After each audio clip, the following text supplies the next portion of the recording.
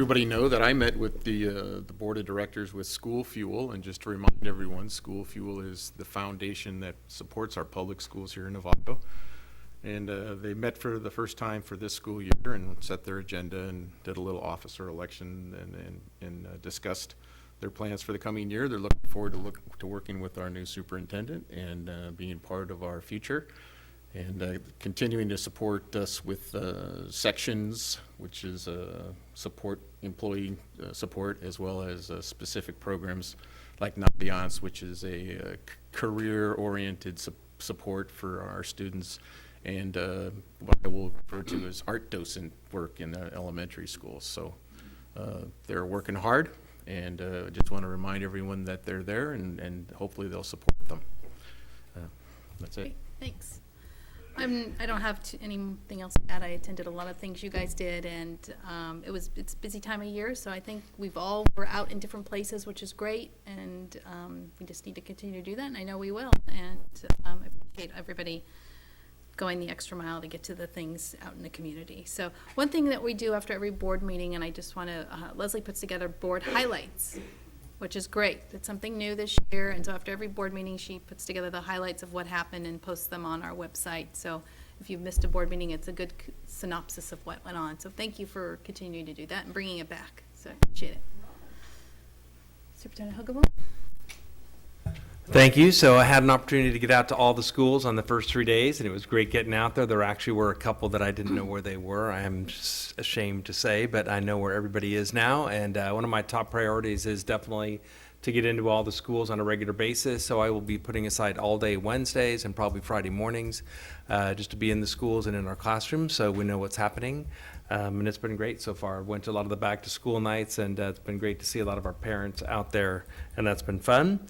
I'd like to introduce Chris Koska down there. So Chris is our new Assistant Superintendent of Human Resources. Today was his first official day, although he's been here a couple other times, and we're really thrilled that you're here, Chris, bringing your expertise over from Napa, where he was the Executive Director of HR. And we know there's a lot of work to do and a steep learning curve, but again, we're thrilled to have you here and really excited to work with you. So thanks for being here. And finally, just a reminder, so Friday is a professional development day, so it's our first day where our teachers get a chance to do a lot of collaboration and working together. So a lot of our district office will be out there working with our teachers and principals on that day. And Monday is Labor Day, so even though we've only been in school a little bit, we get to take a little break. So there you go. Thank you. Great, thanks. All right, non-agenda public comment. I don't have any blue cards before me, so we'll move on. For discussion action, I would like, do we have an non-agenda public comment? There's one, okay, yeah, let's.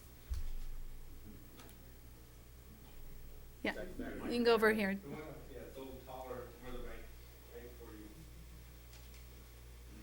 Maria, you're gonna help with the translation, correct? Sure. Okay, thank you. Buenas noches. Good evening. Pido una disculpa por haberme presentado así. I apologize for just showing up like this. Quería hablar con el presidente de una situación que estoy pasando con mis hijas. I would like to share a situation that is happening with my daughters. Me dejaron a mis hijas casi por 3 semanas sin escuela. My daughters were not able to attend school for almost 3 weeks. Me tuve que mover a Vallejo por la renta está muy cara aquí. And I had to move to Vallejo because rent was very expensive here. Yo tengo que salir a las 7 de la mañana de mi casa hasta las 7 de la noche. And I need to leave here at 7 in the morning so I can come and then come back at 7 at night. Pedí el transfer. I asked for a transfer. Me lo dieron en Vallejo. El distrito de Vallejo me dio el permiso que mis hijas estuvieran aquí. The Vallejo district gave me the permission to do the transfer. They accepted it. La persona que trabaja aquí me rechazó el permiso para mi hija. Para una de ellas, a una me la aceptó y a la otra no. But the staff here accepted one of the transfers, but not the other one. And I have 2 daughters. Que porque no la aceptaban, que porque sus calificaciones son muy bajas y que no podía estar en ninguna escuela aquí. They said that her grades were too low, so she couldn't attend any schools here. Mi hija tiene problemas de aprendizaje. My daughter has learning issues. tiene que estar en clase especial. Aquí tengo todos los papeles. She has to be in special classes. I have the paperwork right here. Me la mandaron a Oli, She was sent to Olive, pero el distrito de aquí me dijo que el distrito de Vallejo no quería cubrir los gastos de mi hija. Yo fui a hablar al distrito a Vallejo. and then I got a hold of the Vallejo district, and they said they couldn't cover the expenses. Y me dijeron que, dijo que él no entendía que porque la educación de los niños era gratis, And they said they didn't understand because the education here, public education should be free. él habló para acá con la persona y dijo que aquí había un código nuevo que habían puesto, So he spoke with somebody here, and he was told that it's a new code, que no podían aceptar a mi hija. and therefore they couldn't accept my daughter. La persona que me atendió, vine varias veces con ella y ayer lunes estuve con mis dos hijas aquí. So yesterday, Monday, I was here with my daughter, Mi both hija- daughters. Mi hija sufre de depresión. My daughter suffers from depression. Ella escuchó cuando la persona que trabaja aquí me dijo que no la podían aceptar a ella, solo a la otra. And so my daughter heard when the staff here said to me that they could only accept one daughter, not the other one, Que por sus calificaciones él no podía estar aquí. because of her grades. Cuando salí de aquí, mi hija se agarró llorando. Me dijo que por qué no la querían en ninguna escuela aquí. And so because she heard that, and as soon as we left here, she started crying, asking why doesn't any school want her. No sé qué hacer. Mi hija fue su primer día ahora en la escuela en Vallejo. So I don't know what to do. My daughter goes to Vallejo. Ajá. Y no tiene maestro. No son maestros, lo que la están atendiendo son sustitutos. But the people that are teaching her, they're not teachers, they're substitute teachers. No sé qué hacer con este caso. Yo vine para ver en qué me podían ayudar. So I don't know what to do with this case. I'm here to see if you guys can help me. Gracias. Thank you. Thank you. So, can we get her information, Maria? Can you ask her to Nos provide? nos puede dejar su información y podemos comunicarnos. Nos vamos a comunicar con usted. Gracias.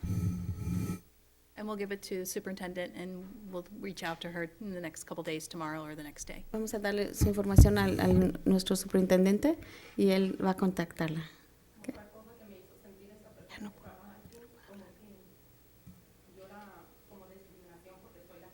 Okay, so I hope this isn't a racial issue. Gracias. So will she get us her information? Nos- You have, okay, I just want to make sure before she walks out. Okay, thank you. All right, thank you, Maria, for doing that. Appreciate it. All right, so we'll move on to discussion action, and we pulled an item 14H from consent, and I would just like to move that up to the very first item. And I know, for me, for purposes, we have a teacher here that was going to speak to it, and that's the reason why I pulled it. So Tom, why don't we? So 14H, let's start from the beginning. 14H is on consent, and that was the item that was pulled from consent. So I'd like to move it as the first item for discussion action. So, Yes, fine, I'm just, at some point I'd like to have a conversation with you wherever we do business. Because I'm getting confused. yeah, Because we had one person talk on consent, we had one item we amended, and we had one we tabled till later, but now we're taking that in a different order. So I would like to know. typically, the process, yeah, I'd like to know how we do business. Yeah. because I'm confused. okay. Well, normally, we have never, since I've been on this board, we've never had a consent items, but well, at least time, so that was new, and we put it in the proper spot.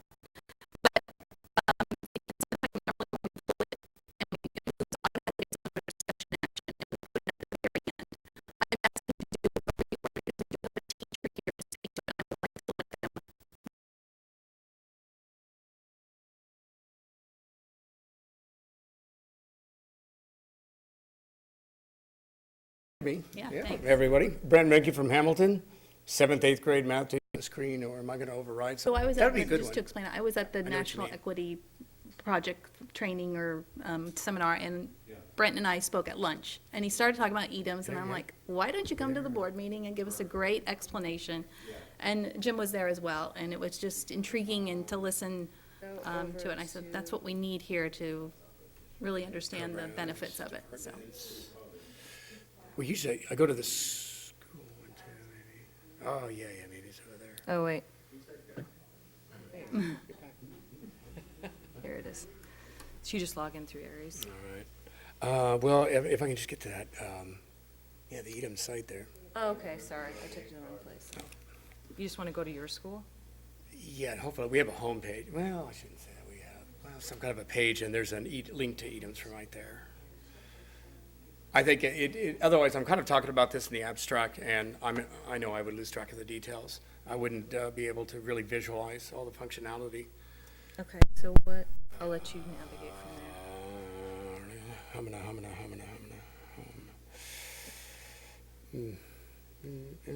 What? Oh, geez, Louise. Aries, no. So I'll keep talking as Yeah. you that up. Sounds good. We have actually a lot of teachers that have been using EDIMS up to this point. We piloted it last spring.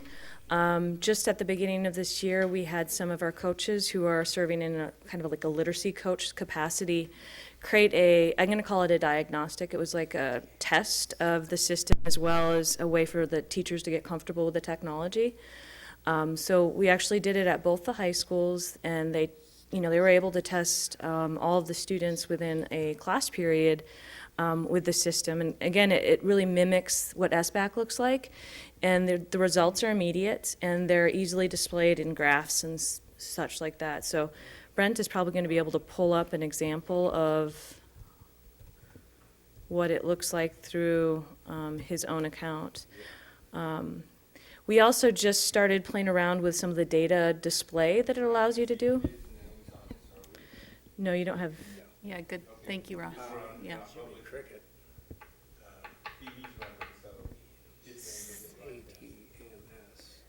EDIMS, there it is. Sign in. That might just do it. It's not the European this or that. Nope, there it is. Yeah, that might do it. Yeah, it looks pretty familiar. Contact us, yada, home.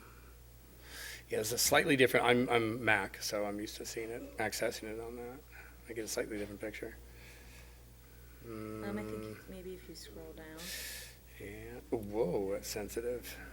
Yeah, everything ready to go on mine, then I realized you probably can't go on Apple TV. Well, maybe you can just describe. Yeah, you and I spoke, and it was very clear, I could understand. Oh, okay. Yeah, so if you just All right. speak to the benefits. All right. Bottom line, last year, I don't know, March, prior to the SBAC, our first installment of the SBAC, I was looking for a way to have my kids practice with questions that were absolutely in the spirit of the SBAC. Not that there's going to be an exact duplicate out there, but in the spirit of it. It reduces their anxiety level when they get that test and they interact with it on their iPads, and they would say to themselves, I've seen this before. This I've seen, or this I can do. And I think it really has some value there. So our tech guy, Howard Gersh, on our campus, he just happened to do a workshop with us, and he said, oh, by the way, middle school teachers especially, make sure you're checking in with EDIMS. Here's the basics on it. So then I went there and I looked at it, and I just took to it like fish to water. I completely understood the platform and what it had to offer. CPM, College Preparatory Math, has a data bank, good questions, a lot of questions. Again, they're crafted very similar to the SBAC. Also, my students have practiced with the actual release test questions on the SBAC. So I still wanted more, and I found it with the EDIM. So what I do is, for example, I log on, I select teacher-made test. From there, I select Common Core Math. And then from there, I select my grade level, let's say 7th, and then I go ahead and I go apply, and then it gets you to a filters page. On the filters page is really where you can fine-tune things more. In particular, that's where you say it's standard specific. That's where the gold is to be found in this site. It's the standards. Gives you the precise standards that you can find anywhere else on the internet about the Common Core standards. And so you click on your drop down, and it just gives you all of the equations, expressions, statistics, probability, geometry, functions, all of that, and you hand pick it. And what's great is it's a very good complement to our CPM book. CPM book will tell you precisely where you're at any given time in terms of the standards. You can just align it with EDIMS right away, and you can get a bank of questions that just supplements your, not just your lessons, your day-to-day lessons. You can use them as do-nows, you can use them as quizzes and assessments. So it really enriches that experience too. But bottom line there, you just go ahead and you pick, and then you apply, and you tell it you want it to be online too. You want it to be able to administer online. So you go ahead and you select it, and then poof, you just get this huge bank of questions. Could be anywhere from 28 to 192, just depends on the standard. From there, you just literally, you go shopping, and you just put stuff in your basket, your cart, you just kind of cherry pick. You just scroll. In particular, though, what I was telling a couple of people at the retreat we're at, what really struck me was the depth of knowledge, so the rigor of the questions. So they called it DOK. You have DOK 1, 2, 3, and 4. And then, so you might want to choose a couple from depth of knowledge 1. That's just basic recall. That's just a basic understanding, basic recall, what we call entry level or lower level question. Then you can go depth of knowledge 2, it ramps it up. Depth of knowledge 3 really ramps it up. Depth of knowledge 4, that's not for everybody. That's something for your higher end learners, your GATE learners, absolutely. Also, you could select whether the questions are multiple choice, but not just one single answer. You can get 2 to 3 responses out of a bank of 6 answers, for example, which is great because that's what you'll see on the SBAC. That's what our kids will see on the SBAC. But you can also do constructed response. You can also take questions, from what I was told, and I try to do it once, you can actually kind of fidget with them and alter them and kind of make it your own too. So then you go ahead and you select these, but before you finalize it, I was showing Craig, this is a great feature. You can go ahead and click on this one particular link, and it'll tell you if the questions you chose are a really good selection, are they really at the rigor that the kids are going to see on the state test. So, and it will flag them. It'll give them a coding, a green flag for really good, it's 100% match, yellow flag, or red flag. Yellow flag is like, I think it meets 75% of the criteria, 50% for a red flag. So if you don't like it, and I just showed Craig too, it's like I just selected some at random, didn't come out very good. So I deselected them, went back in and went shopping again, essentially. So you could really make sure that your assessments are at a really high rigor, instead of just guessing. And then you can go ahead and select it, you can figure out you can push it out and let anybody else kind of play with it if you want, or you can kind of protect it if you want to as well. But I'm about to do it as soon as our kids at Hamilton get their iPads next week. Thank goodness the insurance money's coming in. I'm going to push out their first EDIMS one. I'm going to I'll keep you apprised of it. But I know it's going to be good, and they're going to get feedback. The system will grade it for them. Great. I can actually let them know the results before they walk out the door. Yeah. So I see this as being a great supplement to also the SBAC interim assessment also, which was okay, but the problem was last year we never got the results back. So it's like, but yeah, yes. That's because we were piloting the. Yeah. Okay. So I wanna make But that it sure clear. gave us a flavor of it. Yeah. Question, yeah. And so the Smarter Balance, I know that the parents and we were all able to take that test just for us to try it out and see what the test is like. That's still online, it's still happening, and you still encourage everybody to do so, correct? Oh, yeah. Yeah, especially, I know I did when we had, what do you call that thing? It's not back to school, it's the open house. At open house, I was putting a little plug here and there. Had a flyer out saying, please, go to this website, check it out, practice with your kids. I don't want this to be a shock to anybody. Yeah, same thing. Justina? But I'm hoping I'm going to plug it even more this time around, too.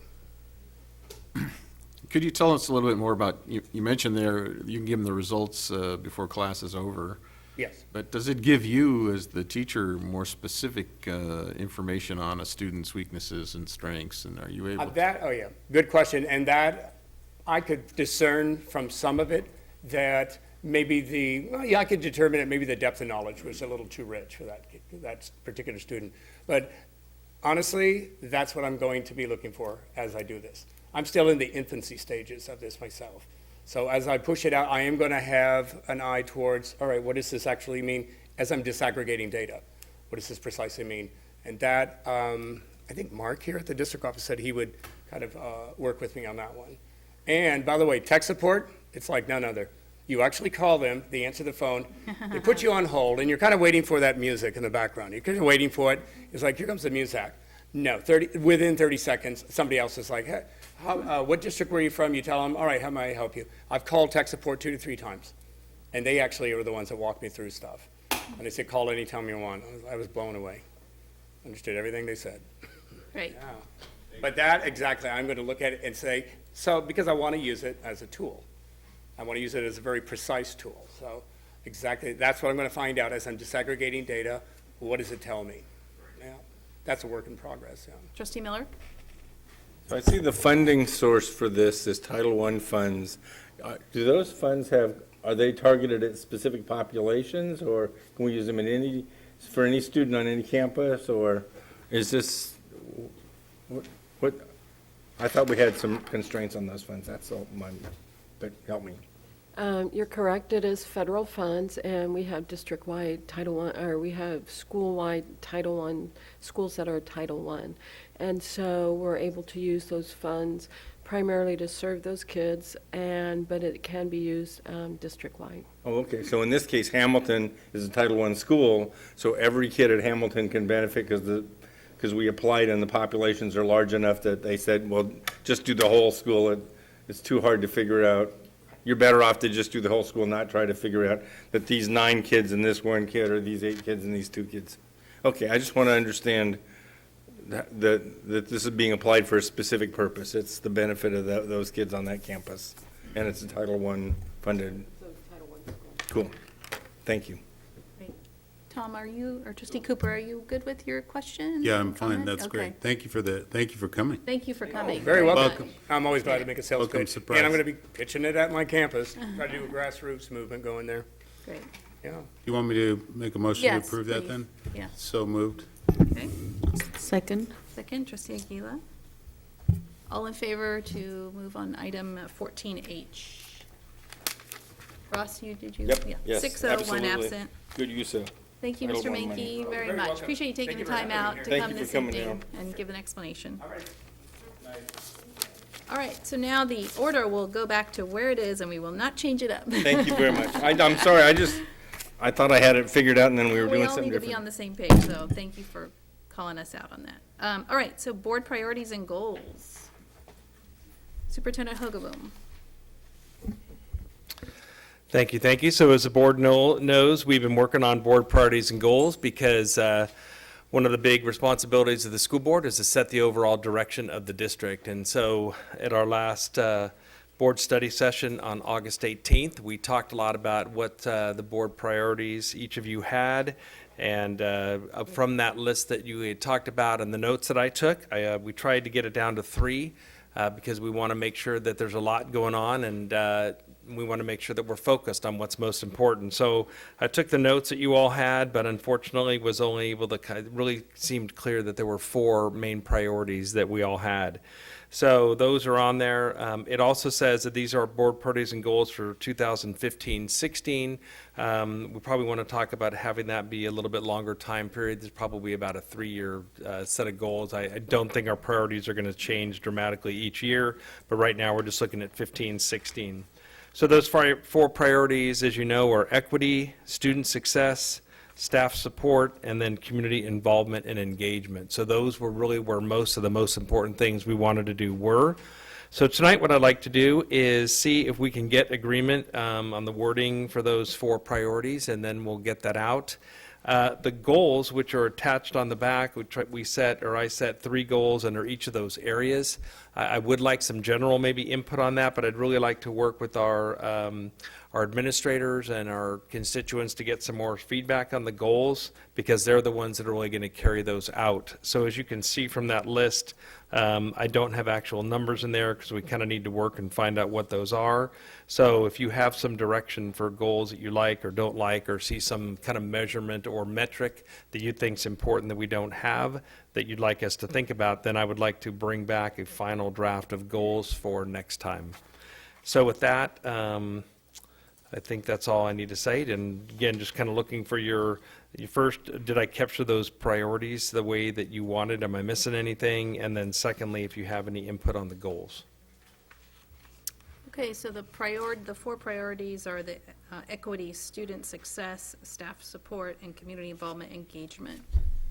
Everybody has that piece of paper in front of them or on their iPad, laptop, so. Is everybody good with the way, we can start with equity. So does everybody have any comments or anything regarding that priority and how it is worded? And does it capture what we were talking to at our workshop?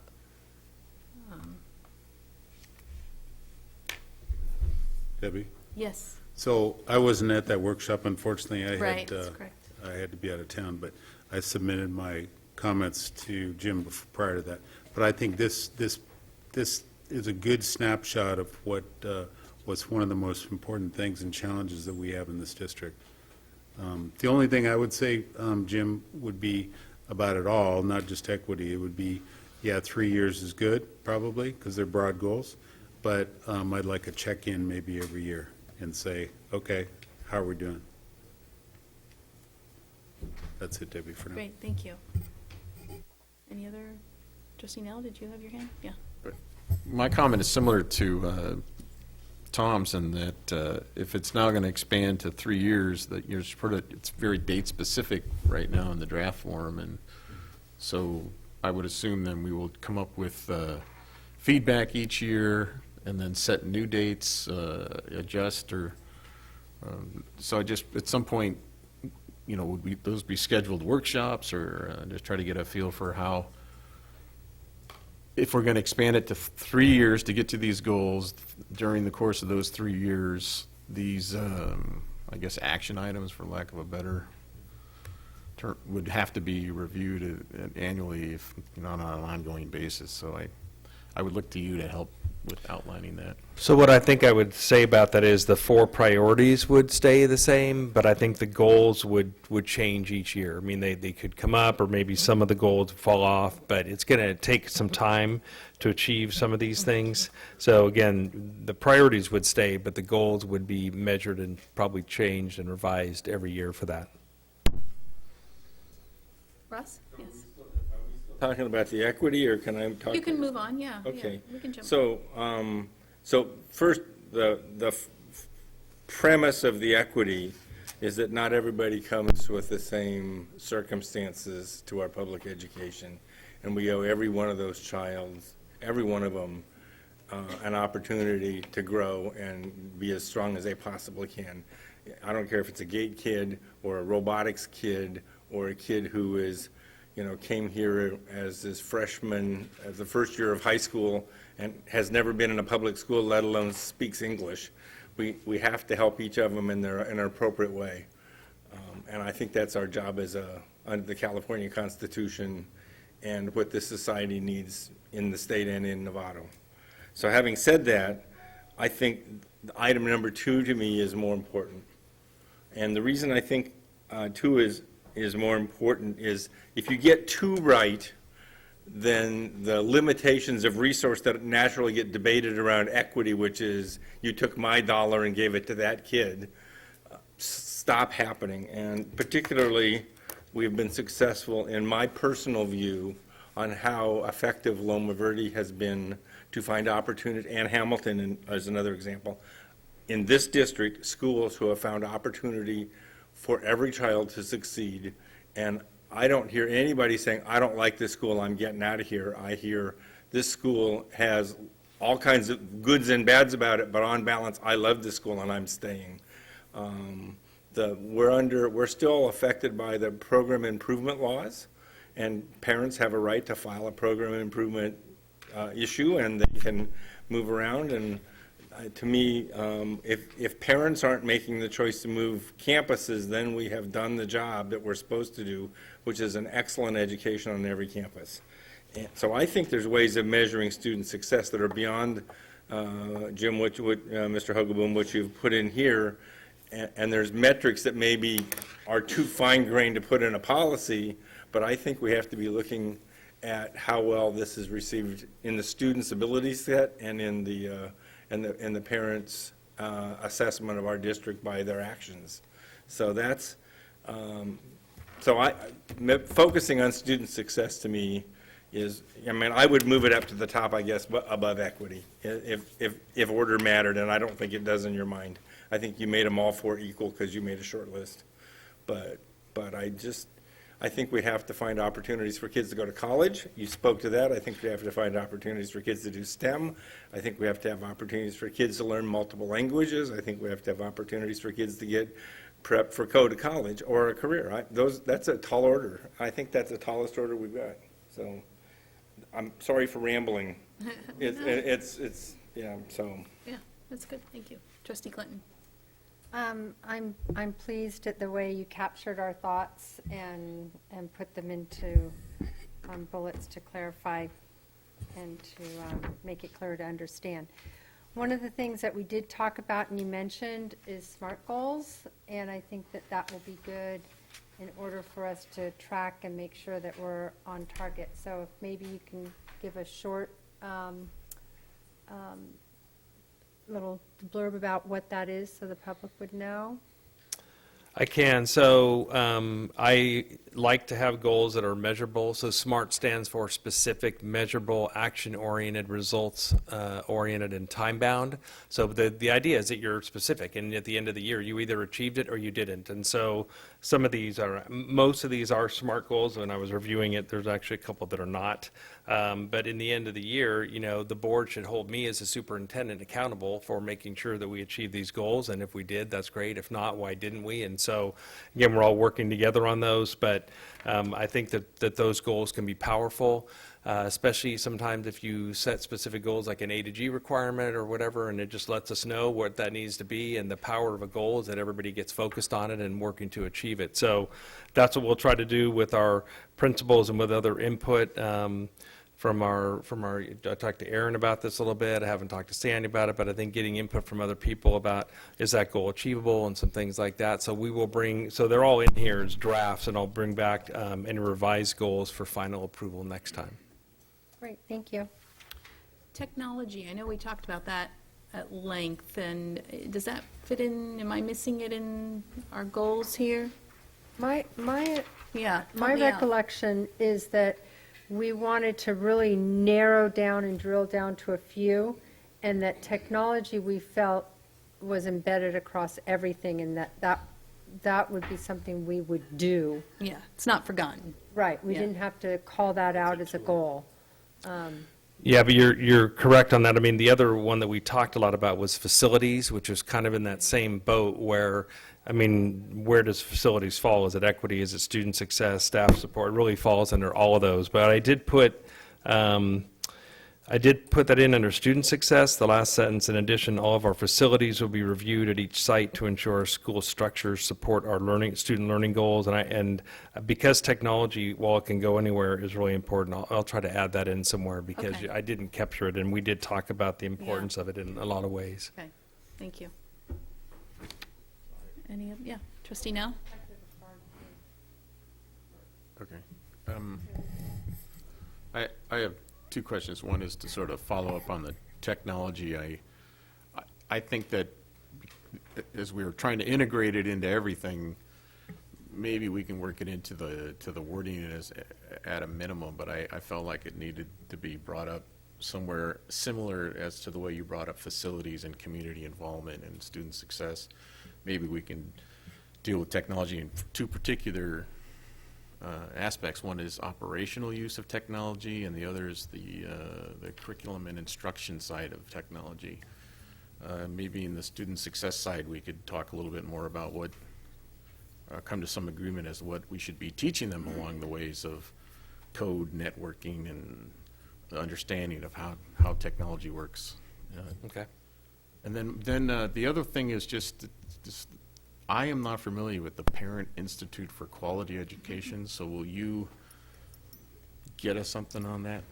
I will, and maybe we can have them come and give a report. But they've been working with some of our schools, and so basically, they do a lot of outreach to a lot of parents, particularly our Spanish-speaking parents, and they have, I believe it's a 9-week program.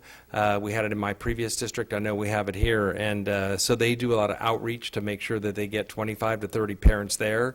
It's pretty impressive when they come for the 9 weeks, especially at the high school level. And so basically, they tell them a lot of those parents don't know what A to G requirements are, or they don't know about the FAFSA, or there's just a lot of, so each module is done on one of the nights, and so it's a lot of outreach and a lot of parent education, and I think there's like PK1 and PK2, so a lot of our schools are using them, but I think I'll have them come and maybe give a presentation if we're not familiar with that. The one more follow-up on that would be, do they say anything, or does anyone talk about what an LCAP is, or what LCFF is? Because there's some recent poll and information out there that the California, civilian population has no idea that we have an all-new funding formula and accountability program, and as part of the, maybe it's in here, but in the community engagement, I think we need to be more proactive about letting our community know that they need to be here and help us make decisions. We did, I don't know if you, DLAC last year, we tried to, well, that was one of our community groups for the LCAP, and correct me if I'm wrong, but we worked with them in getting the input, their feedback. So I know we definitely. I know it's hard to get community involvement, but I just wanted to, add that to the menu, I suppose. Okay. Anything else? Yeah, Trustee Miller and then Trustee Clinton. I'd like to second Derek's goal of getting parents involved. I think the conversation last year with our groups was how do I say this? It felt stilted. I think we can, in a much more proactive way, reach out to the individuals who make up the community and say, these are your schools. We need your participation. Don't just come to a meeting. The meeting isn't the meat of the matter. The issue is your family and your child and how schools serve you. And I think we can be better at that. We should try at least to do better than we did last year. I thought it was a little too formal and for some people to feel like they had a chance to have a voice. Yeah, agreed. We can do better. Trustee Clinton. I think part of our discussion under staff support was, I think we captured the attract, but I don't see any wording that captured the retain. And support. Oops. Yeah, I guess it was really about professional development and coaching and making sure that we give our teachers the tools they need to be successful. So that was really what I focused on the most with that part. You looking for the word retain in there? It's, yeah. And support, if we can. I think support, I see support in, ongoing professional development. Would that capture it? Oh, I can work the word, I can work it Yeah. in there. Yeah, that sentence, we will recruit and hire the best staff members, I think that can probably be reworked with retain of some sort. Yeah. Thank you. We could be like Google and put in fast food restaurants and all kinds of fun stuff for them to do. Taxed on that, the employees are now. All right, are we, we give direction to our superintendent, and are you good to go? Or I am, thanks. You're in a good place, okay? Oh, that's right, sorry, gosh. Yeah, you just yell at me. Aaron Fix, we have one blue card, Aaron Fix. Thank you. Hi, my name's Aaron Fix. I'm the president of Novato Federation of Teachers. I actually wanted to speak to exactly what Cindy brought up about the retention. I noticed that as well, and that's an important part for me. We actually have a pretty good track record of recruiting and hiring good people. Our bigger problem is that we tend to lose them, and we end up being a trainer district for some of the districts south of here and other places. So I would love to see some language we have up in the equity goals, projected percentages of moving numbers of students from this percentage to that percentage. I'd love to see us having a goal, a staff goal of moving our turnover rate from this percentage to a lower percentage, because I think that is a tangible and measurable target for something that I think is one of the biggest problems in this district, is I think we've got great teachers, we've got great kids, we just tend to lose them. So I think that would be a great thing. Thanks. Great. Thanks for your comment. All right. So, discussion action, we can, this can be moved to bringing back the 13th with revisions. Everybody's good with that? Second reading and move to a final reading on September 15th. 15th, yeah, correct. Yeah. Second? Second by trustee Cooper. All in favor? 6-0, 1 absent. And thank you for the work. A lot of work went in, it's obvious. And Yeah. it's smart. Thank you. Thank you. All right, let me just put this away, and next item is Lieutenant as well. This is Ed Leader 21. Item 21. No, this is just, sorry. 13B. Nice. And the item is called Ed Leader 21. And Superintendent Hogaboom will be speaking to that. So Leader 21 is a national organization to support school districts in terms of implementing 21st century skills. It's been around for about 6 years. I've been a member of it in a previous district and really found the resources they have to be really helpful. You can see the pricing sheet on the second sheet. I think it's $5,000 for the year. You get 3 logins to their website and 1 event registration. But I think overall, it's really, what I've learned the most from it is from other districts that are members. And there's some amazing districts across the country, Virginia Beach, Dade County in Florida, Colorado. And so to really learn in terms of some of the assessments and things that districts are doing, the staff support, some of the ways that they get teacher buy-in and participation into developing those skills has been pretty amazing. So it's been inspiring to me to go to that conference. I think I've been 2 times out of the 4 times that we were members. But there's also a lot of great web information and resources on their website. They've developed rubrics for each of the 4 Cs, for example.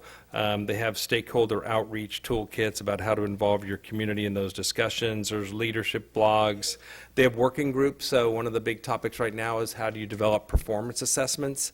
And so there's working groups, and sometimes the working groups will work on rubrics and things like that. So their conference this year happens to be in Dallas coming up in October. I'd like to bring a few people from the district to that. And then there's a California group as well. So there's a northern and a southern, Napa's in it, some other districts. And again, they get together a couple times a year. But so it really is the networking and collaboration and the professional development and some of those tools and resources that I think would be a great asset for our district to use. So that's what I have before you tonight. Russ, trustee Millerick? So I'm going to put this in a little context. This, in the last 6 months, we have hired 4 elementary principals and 1 high school principal. In every one of those cases, it was an internal candidate. That speaks to the quality of the internal candidates. That speaks to the professional education that we've had in the past, and a program to continue to expand and improve our internal candidates so they're of the kind of caliber that they become a candidate for a leadership role in this district, to me, is an important thing to be doing. So I'm all in favor of these kinds of training programs. That's a way of taking outside knowledge and bringing it to us. The only other choice we have is to go hire somebody outside to bring it in as a new hire, and that means that somebody who is working for us doesn't have a promotional opportunity they would have otherwise. So I think it's in our best interest to fund these kind of programs to develop our own staff. Thank you. Trustee Well said, Ross. I think I'm just cut to the chase. I think I'm very in support of this for you. I think I trust your judgment. I think if it's a tool you think you need, I'm all for it. Trustee Nell? I'll just reiterate former trustees. I think it's a good idea. I see it as we've got to have something that brought forward that we can learn from, that's, so we're not reinventing the wheel ourselves, and this looks like a strong organization, and I like some of the ways that they expand into things like character and citizenship as well. So I was just going to speak in favor of it. I think it's a good idea. Great. Trustee Aguila? Yeah, count on me to go to Texas. I'll go to Texas for the training. We're going to have to draw straws on that one. No. Yeah. No, actually, we, sometimes we brought, it's mostly, superintendents are the primary audience, but board members come. One year, we couldn't go, we sent 2 teachers. It was probably the best use of, they hadn't had teachers go before, and it opened their eyes that, yeah, maybe we want to get the teachers there. So we had teachers go, and so it's just kind of targeting sometimes what the topics are, but I think it'd be great if there could be one of you guys would be willing to go. I think that'd be great. How much is a Greyhound ticket? Great. Okay. One last thing that I should mention that I know you're aware of, but just want to make sure the public is aware, is that one of the things we talked about during our board study session and the board priorities and goals was the need to revisit our mission, vision, values, and our skills. And so I'm looking at commitment to excellence, achievement for all, our call to action. And so I know we have to be careful how we do that so that it's not an unpleasant experience for everybody involved, but I really do think that we really need to look at our purpose and our mission and our vision, and most importantly, out of all that really, is what are those skills? I think we need to be more clear and specific about what those skills are that we want our students to have when they graduate, and we need a small number of them, and then we need to assess them, because if we don't assess those skills, then it's never going to get done. So that process will be going on as well, where we'll bring a large group of stakeholders together, try to get some drafts, get the drafts out to the community, our schools, our parents, and our students, have them give us feedback, and see if by the end of the year, meaning December, we can maybe come up with some new statements that really capture 21st century learning and what we want to do with that. And this would be a part of that, because 21st century skills are obviously some version of those would probably make it into what those specific skills would be. Okay. Anybody else? Okay. So this is a discussion action. So I'll move approval of the I'll second. recommendation to engage this firm. Okay, thank you. And Trustee Nell was a second. All in favor? 6-0, 1 absent. Thank you. All right, National Equity Project update and the revised contract.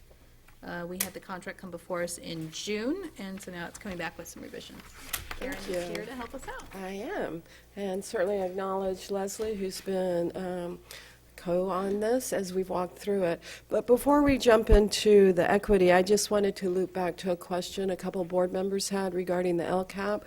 One of the things that we are developing as we do the community outreach is developing a team that will start with the mission, the vision, that will then move into support of the LCAP goals and work with us all year and possibly into the subsequent year.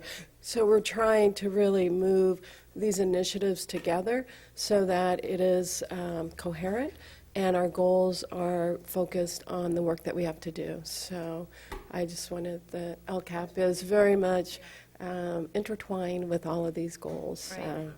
But anyway, so on the agenda for you today is a revised contract for equity. And as you know, that last year the work began in the prior year, and this was a focus. And how great is it now that it's a board priority? Last year, 13 administrators attended Leading for Equity. It's a week-long institute that 3 of our board members attended this past weekend and spoke about earlier. And so that institute provides the opportunity for sharing, reflection, and planning.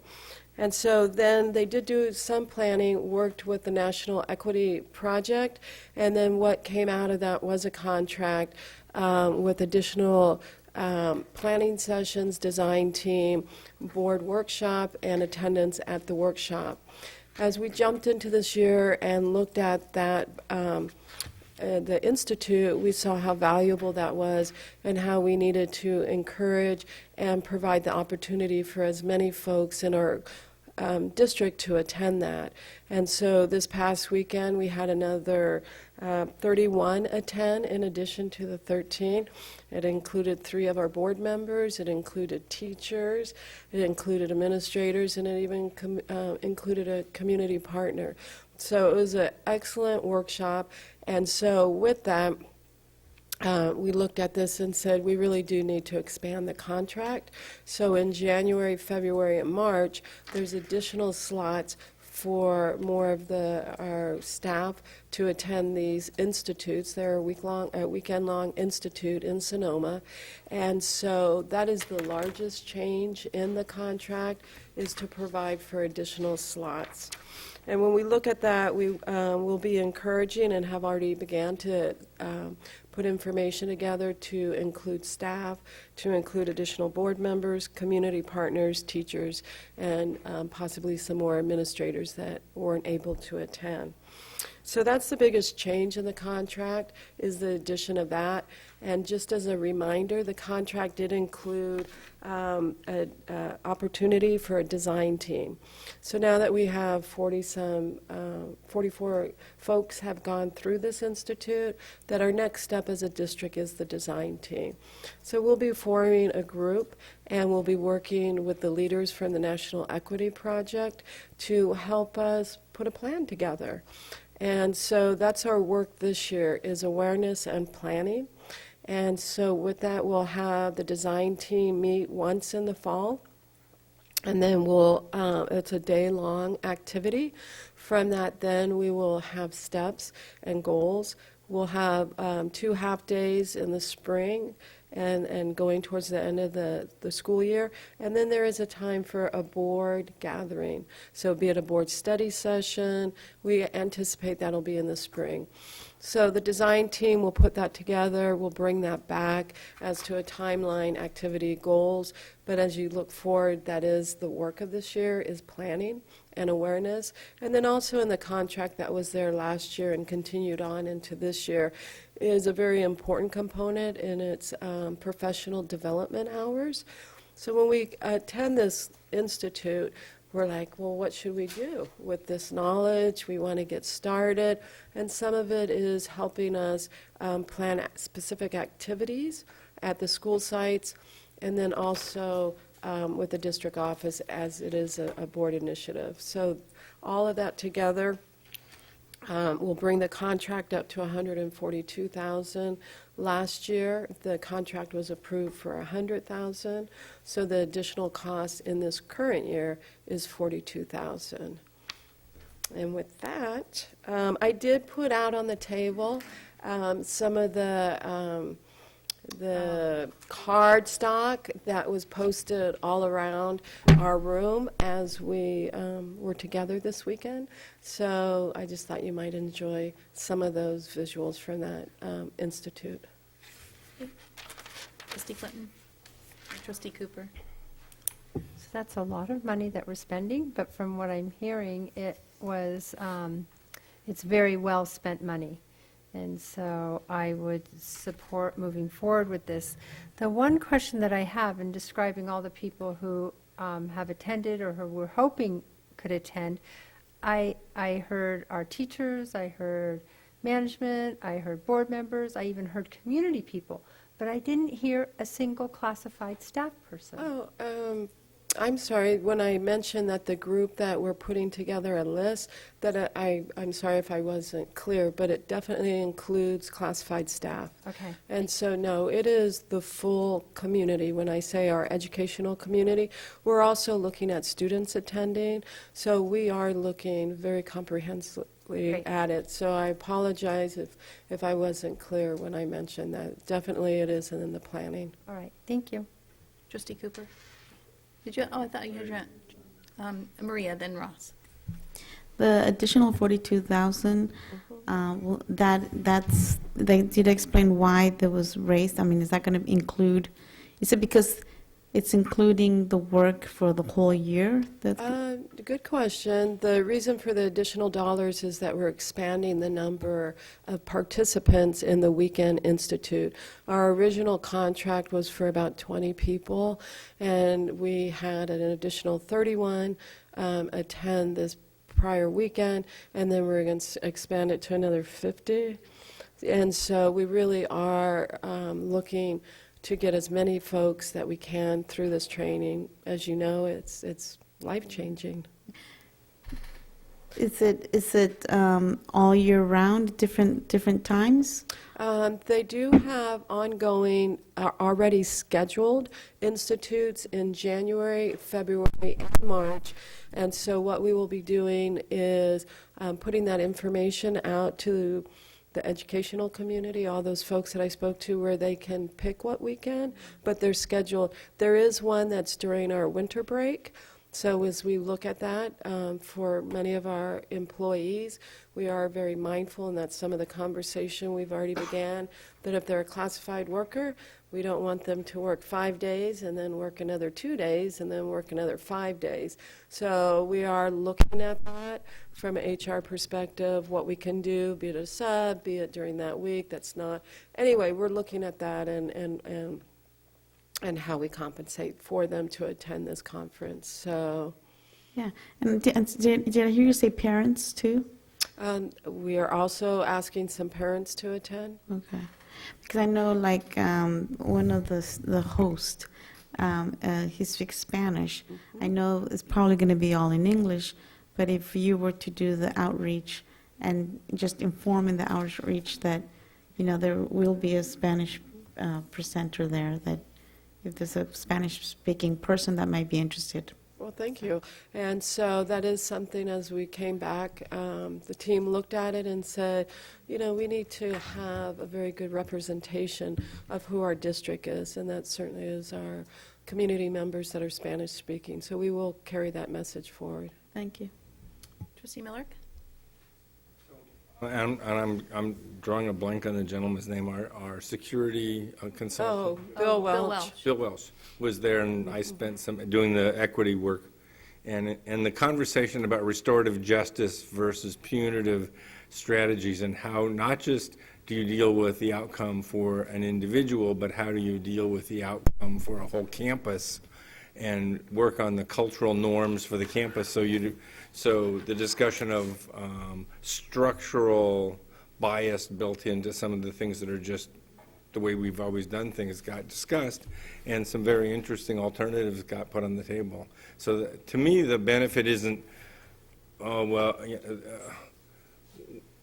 this isn't a question of equity. I didn't treat that kid the way I should be treating that kid. It's a much bigger conversation of how we as an institution have structured ourselves to make sure opportunities exist. Everything from where do the buses go in town or not, to where you can buy an apartment or not, to financial circumstances. It was a very enlightening discussion, and there's clearly opportunities for us to make education in Novato more universally available. And to me, that's the kind of value I saw. It wasn't like, you weren't treating this kid right, or you're treating this kid better, or you weren't treating him the same. It was like you've set up a system that you don't even notice that you're doing, and we could do better. And I thought that that's worth a lot, that we should be aware of what we're doing. I'm in favor of this extension. And I should add that the funding will come from the LCFF, from our supplemental dollars. We receive about $3 million of our $59 million that comes from the state. And so these are very appropriate dollars for the supplemental grants. So we will be using those dollars for the original contract and for the additional amount also. So what's special about supplemental dollars? They're generated from a population, be it the English language learners, also our children that are free and reduced or poverty, and our foster youth. So under our new funding formula, the LCFF, the local control funding formula, every district gets a base grant, and then for those kids that are English learners, poverty, or foster youth, we receive additional dollars. So when we get audited at the end of the year and we needed to spend those monies for the benefit of those populations, this in fact qualifies. This Absolutely. is exactly the kind of thing that we should be doing under the state financial model. Perfect. Good. Two birds with one stone. Check off a bureaucracy item, check off better schools. All right. This is a discussion action item. If there's no further comments, we can, oh, Aaron, fine. Aaron, Take those cards away from that guy. I know, you have a stack of those in your pocket? I do. Hi, Aaron Fix again. I just wanted to say that I think that equity is a very important goal, and I'm glad to see that it's high on the list here. One of the things that did catch my eye was the price tag, and it is a little bit impressive. I'm not opposed to that. I think that training and that leadership is important. I just also I'm hoping that the board is working with HR to free up some of that type of money for also the supports in the classroom. That kind of money would pay for 7 sections, which would reduce 21 classes from 30 kids in that class to 20 kids in the class. And that difference of those 10 kids, it's amazing what the difference is for being able to address kids' needs individually. A class of 30 kids, you really don't have time to spend a lot of individual time with every kid. With 20, it's much more doable. That kind of money would pay for about 2.5 full-time aides for all year to be in the classroom to help with language supplements, language help. And so just, if we can work on that, because I know sometimes it's difficult at the site when we're looking for new sections to try to free up that money. Debbie, can Yes. I Yes. share my yes, thoughts with you? Sure. So that was the question that I think I asked Karen, and she gave a much more thorough answer than I was expecting, that these monies are set aside to serve a particular population, and you can't just hire staff. If you hired staff, you would have to demonstrate the linkage to meeting that particular population's needs. So am I putting words in your mouth, Karen, or I want to make sure. Well, I would say that that's where those, that for those populations, so if you're looking at language support classes or sheltered classes, making sure that we can keep those class sizes small. Got it, okay, great. You and I are on the same page, thanks. Thanks, Aaron. And to that question, on the 15th of September, we'll bring our annual staffing report and class size report, which I think will be reflective of the low class size we were able to maintain this year. But one of the things, as I mentioned earlier, is this community group that's LCAP, and certainly NFT is welcome, as always, to join us on that. And so there is opportunity, as we look at those dollars, to have support staff. So certainly can do that. Maria? So if there's no discussion, I move that we approve the revised contract with the National Equity Project per our superintendent's recommendation. Any further discussion? Everybody's good? Okay. Second, trustee Now. All in favor? 6-0, 1 absent. Thank you. Thank you. Thanks, Karen.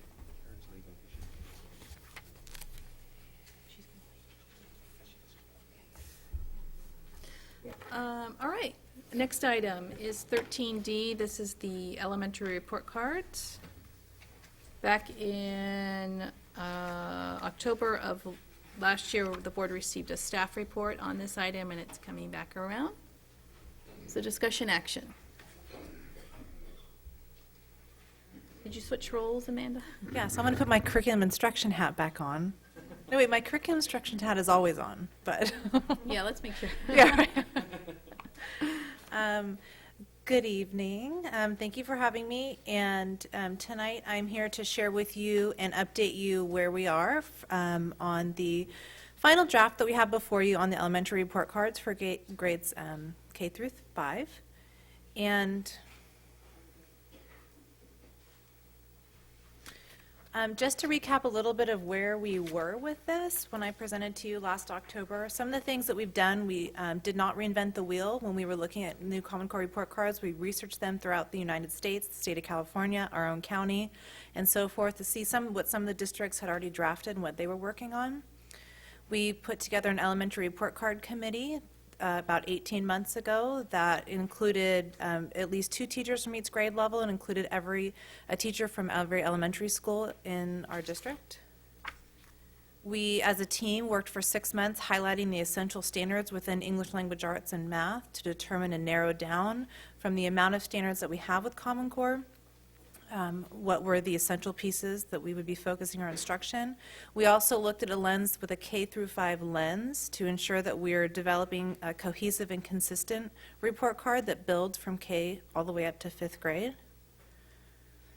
And then with the leaders that we had at each of our grade levels, we conducted grade level meeting district-wide where we had discussions as grade level teams and provided feedback and input from all of the grade level members.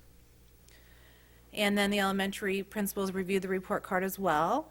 And from all of that, that work there was completed by June of 2014, so that in the fall of 2014, last year, we were able to launch the draft of the first elementary, the pilot report card.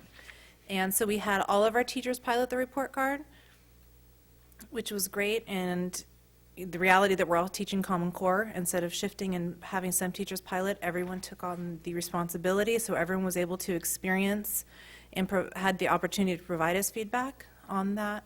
We hosted 2 parent report card information nights. We did one in November and then one again in January when we returned from vacation. We did one just before the parent-teacher conference and then one after the parent-teacher conference as well to see if we were able to get different feedback and different information from the report card. And then at the end of the school year last year, after it had been used for 2 trimesters, just before the 3rd trimester, we surveyed all the teachers for feedback in order to get input from all the teachers on the document. And then the report card committee met as well last spring twice and reviewed the feedback we got. We looked at again, is it a K-5 document? And then we were able to make some major updates. And so just to highlight what some of those major updates are on the documents that you have in front of you compared to where we were last fall, is some of the markings have changed. And when we piloted the report card, we had a 1, 2, 3 rubric, with the highest being a proficient. And based on the feedback that we received and also looking at how it's best to report on students, we did add a 4. But in the past report card, one of our concerns, the concerns of the committee and many teachers across the district, was that the 4 was inconsistent and the verbiage was exceeds grade level standards. And the reality is why we challenge our students, we have them dive deeper. We don't necessarily assess them above and beyond a grade level. But in reality, we looked at how CASP is now assessing our students, how MAP assesses our students, and the tools that we have. And there is an advanced range, and it's important to look at what it means to acknowledge students that demonstrate advanced abilities in various subjects. So that has been changed. The effort grade from the draft, there was some dilemmas that we had as far as some of the symbols, and so we have a plus, a check, and a minus. And then progress towards standards as well. Is just a note when you have the standards going down the report card, because you have the subject area, English language arts, then you have a strand, which is like reading literature is a strand, reading from informational text is a strand, and under there, that is the actual standards. So with the standards, you can note if the student is having acceptable progress, we don't have the opportunity to leave it blank, but we do need to put some marking in areas to acknowledge that we have assessed the student in that area. Or not assess the student, that's where the pound comes in. So a dot for acceptable progress means the student is where they need to be, they're doing great, there are no concerns. Or an X is an area to highlight that, the student is not quite where they need to be at this point in the trimester or at the end of the year, and so this is an area to can maybe provide intervention or an area to work on. And then as well, we made some adjustments with English language arts. The report cards were very heavy. Even with the narrowing down that we did as a committee to look at the essential standards, having used the report card 1 year through, we were able to work as a district to see what the essentials were. And grade levels looked at, really the top 4 areas for reading and writing, listening and speaking, and language, so that we highlight and can condense some of the items so we didn't have so many strands and so many lines. Because while it's important to be addressing the standards, it's important it's a user-friendly document as well for both the teacher and the staff. Mathematical practices and strands as well. We continue to have the mathematical practices there. And with the professional development that our coaches and staff are doing with mathematical practices, the mathematical practices are effort grades, and students will receive effort grades on how they're applying the skills of the mathematical practices, which is very important in 21st century learning skills. And then we also evaluated the strands in math as well, and some of them we were able to combine, again, to condense it and make it a little bit simpler document. When I shared with you in October, we had, under science and engineering, we had essentially the 4 areas that the new next generation science standards will cover. But the reality with where we are with science right now, the state of California is not exactly where they intended, is moving as quickly as they thought they would be. And some of the progressions and kind of the scope and sequence of how we'll be teaching science isn't quite finished yet. And so we took a step back a little bit with the reality that we're still working with teachers and we have a team going to the state rollout. You know, science and engineering or the engineering piece is built into the life sciences, earth sciences, and physical science. And while we're still teaching, it's definitely an expectation. You'll hear all year about how all of our schools are working towards science. We don't have specifically the science categories at this point are pulled out because it is an important transition year. And so Michelle will talk about that piece a little bit later, but we did pull those out as well as the social studies as well. There's no updates on social studies standards changing, as all the states find it very important to hold on to their social studies standards because they're state specific. But again, the reality is the discussions, because ELA and math was our focus, our priority at this point, the discussions of social studies and the common units that would be assessed haven't happened yet. So any specifics that were related to social studies have been pulled as well. So students will receive a rubric score for science and engineering and social studies, the 1, 2, 3, 4. And the comment boxes we still have there, but we have a common agreement with the teachers as what's the importance of the comment boxes and how they will be used in the discussion at grade levels and across the district. As well, the comment boxes are an important piece when we need to document additional information for students, provide real specifics for parents, and so forth. So with that, we have a couple items. So where we are, you have the final drafts before you based on the feedback and the research that we've done along the way over the last 18 months. And they're being transferred into the new ARIES system as we speak. And then with that, though, I would like to pass it on to Michelle, and she's going to continue where we are and where we're going. Good evening. I'm Michelle Stevens, and I'm taking over for Amanda. I'm the new elementary curriculum and instruction coordinator. And our next steps are when you look at the report card, you can see that the descriptors are very brief. So we work together in curriculum and instruction. Oh, sorry. We don't know yet. Yeah. So we work together in curriculum and instruction to come up with a brochure that would highlight. Okay, thanks. That would highlight and describe the different markings and the different pieces on the report card.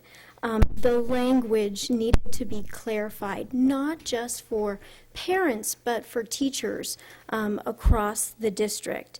The objective was to have clarity and continuity so that if you're marking a student as a 3 at Olive, it means the same as marking a student as a 3 at Pleasant Valley and so forth across the district. So it really, the brochure goes into a detailed description of the academic markings, the effort markings, and the progress towards standards. It also includes helpful links for parents so that they can look up the new standards at grade level specific areas in parent-friendly language. And once all of the edits are done, it will be translated into Spanish as well.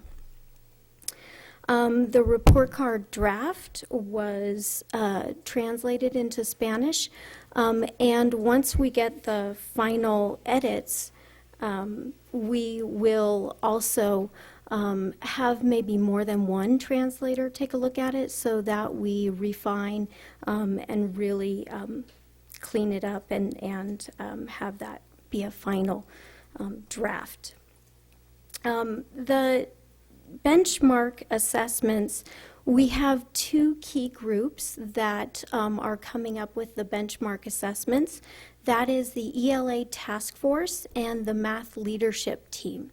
And both teams are comprised of teachers from TK to 5, and they span every elementary school. So there's representation from each elementary school. And what those teachers are doing, they actually met again today, and they met last week, the ELA task force, is they're getting together, they're looking at the report card, and they're coming up with these common assessments so that when teachers are looking at the report card, they have these pieces to assess their students so that it's the same across the district. We found that there were a lot of different assessments, and so we're rectifying that and making sure that we have that common piece. The groups will be presenting their progress thus far at the September 4th Staff Development Day. So that's very exciting because all the teachers will be coming and breaking into grade level groups, and then the people who have been heading up these task force will then present the information and get feedback and discussion. So it really is an organic benchmarks created from the teachers in the district. Professional development is ongoing. NGSS, PBL, GLAD, writing, math discourse. We joke at CNI that it's really difficult to find a room here at the DO because we are constantly having trainings and working with staff to have that staff development piece. So, any questions? Yes. Trustee Miller? Thank you. So I didn't see, and I think you didn't provide us intentionally a sample of the report card. Is that true? Yes, well,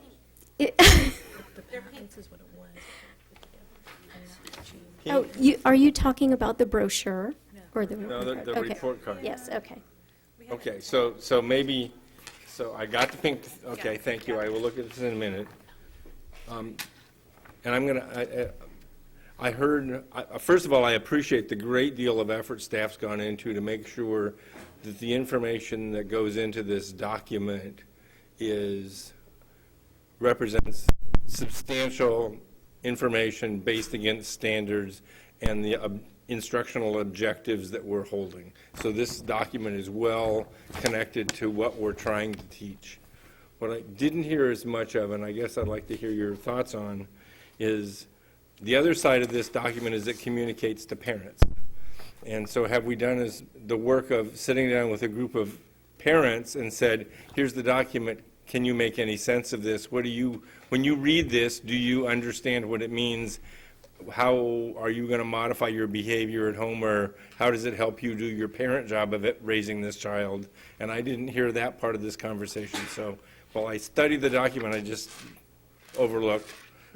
I would love to hear a response. Well, a couple of the ways that we communicate with parents is, there's a couple ways to look at it. The first is that at an elementary level, we're fortunate enough to have early release days that week in November, and so we're teachers and... Let me be clear about my question. It wasn't how do you communicate with parents. Okay. My question was, has this document been validated with parents so it is a meaningful document to them?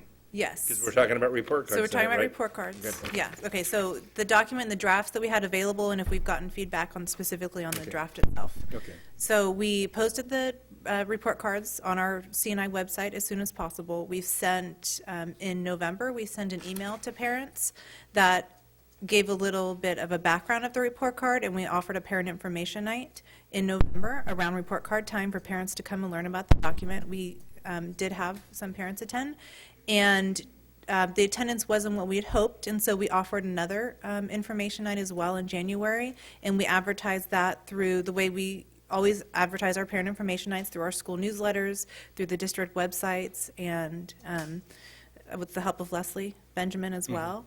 And so we did take the feedback that we got from those meetings seriously. I mean, one of the pieces is the 1, 2, 3, 4, and as well as the clarity of the standards and ensuring that it's not too heavy of a document, but it's is as concise and clear as possible. So we did take that, and then informally, because we are out at the school sites and we work with the teachers, as teachers receive feedback, we have multiple emails that teachers would say, you know, I had a parent concerned about this. I had a parent email me directly. So we tried to definitely be as open as available as possible. Thank you very much. Tom?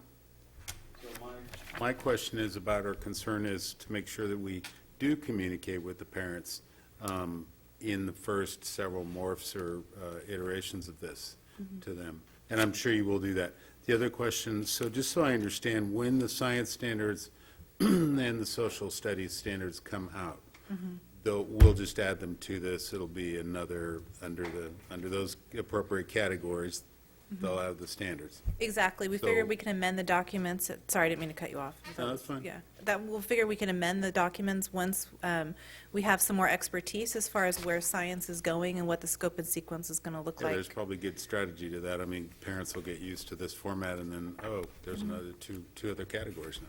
Yeah, yeah. And teachers have the assessments to provide the feedback and the document as well, as that Yeah. is where we're transitioning It this year. seems like a really meaningful document. Good. How does this blend in, and how does this morph into what's going on at the high school and middle school in terms of this kind of document?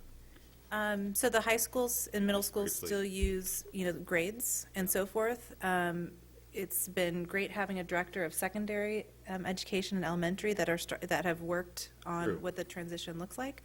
And so, Julie, is there anything that we need to No, that's update fine. them I was on that just piece? kinda- Okay.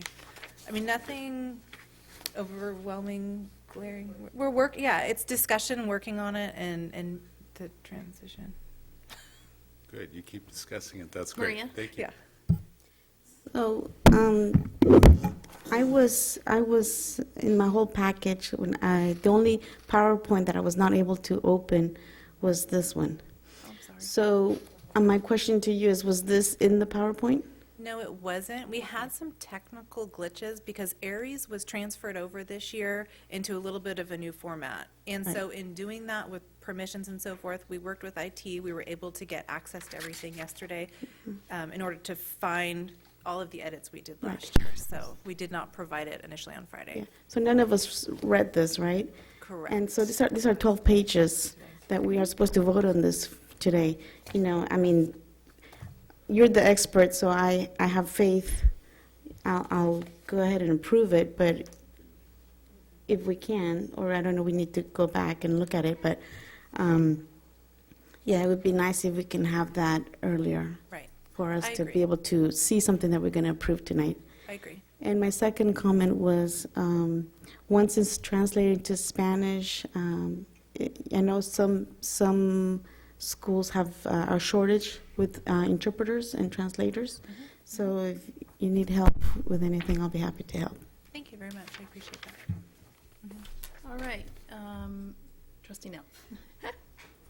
So somewhere along the presentation, you talked about a brochure, what I think I understood to be a key to understanding every description on here. Could you get that to the board as soon as possible? I mean, it's still in draft form essentially because we wanted to make sure that we She says had, it wasn't. but we can give you what we have as far as the draft form, or Michelle, do you want to share where you are with that? So, I mean, I have kind of what it's going to look like. It's just a little small, hold on, I can open it for you, 4-pager. And the front says just understanding your child's elementary report card and kind of the objective that we talked about. And then it says what the contents are inside. And then here are the links to the parent-friendly standards. So it's in language that is not so educational and academic. It's more friendly. And then inside, you have the academic markings, which explain what a benchmark is and how to read your child's report card, what it means. And then it describes, so if you look at the report card, It describes in greater detail advanced, proficient, developing, and beginning.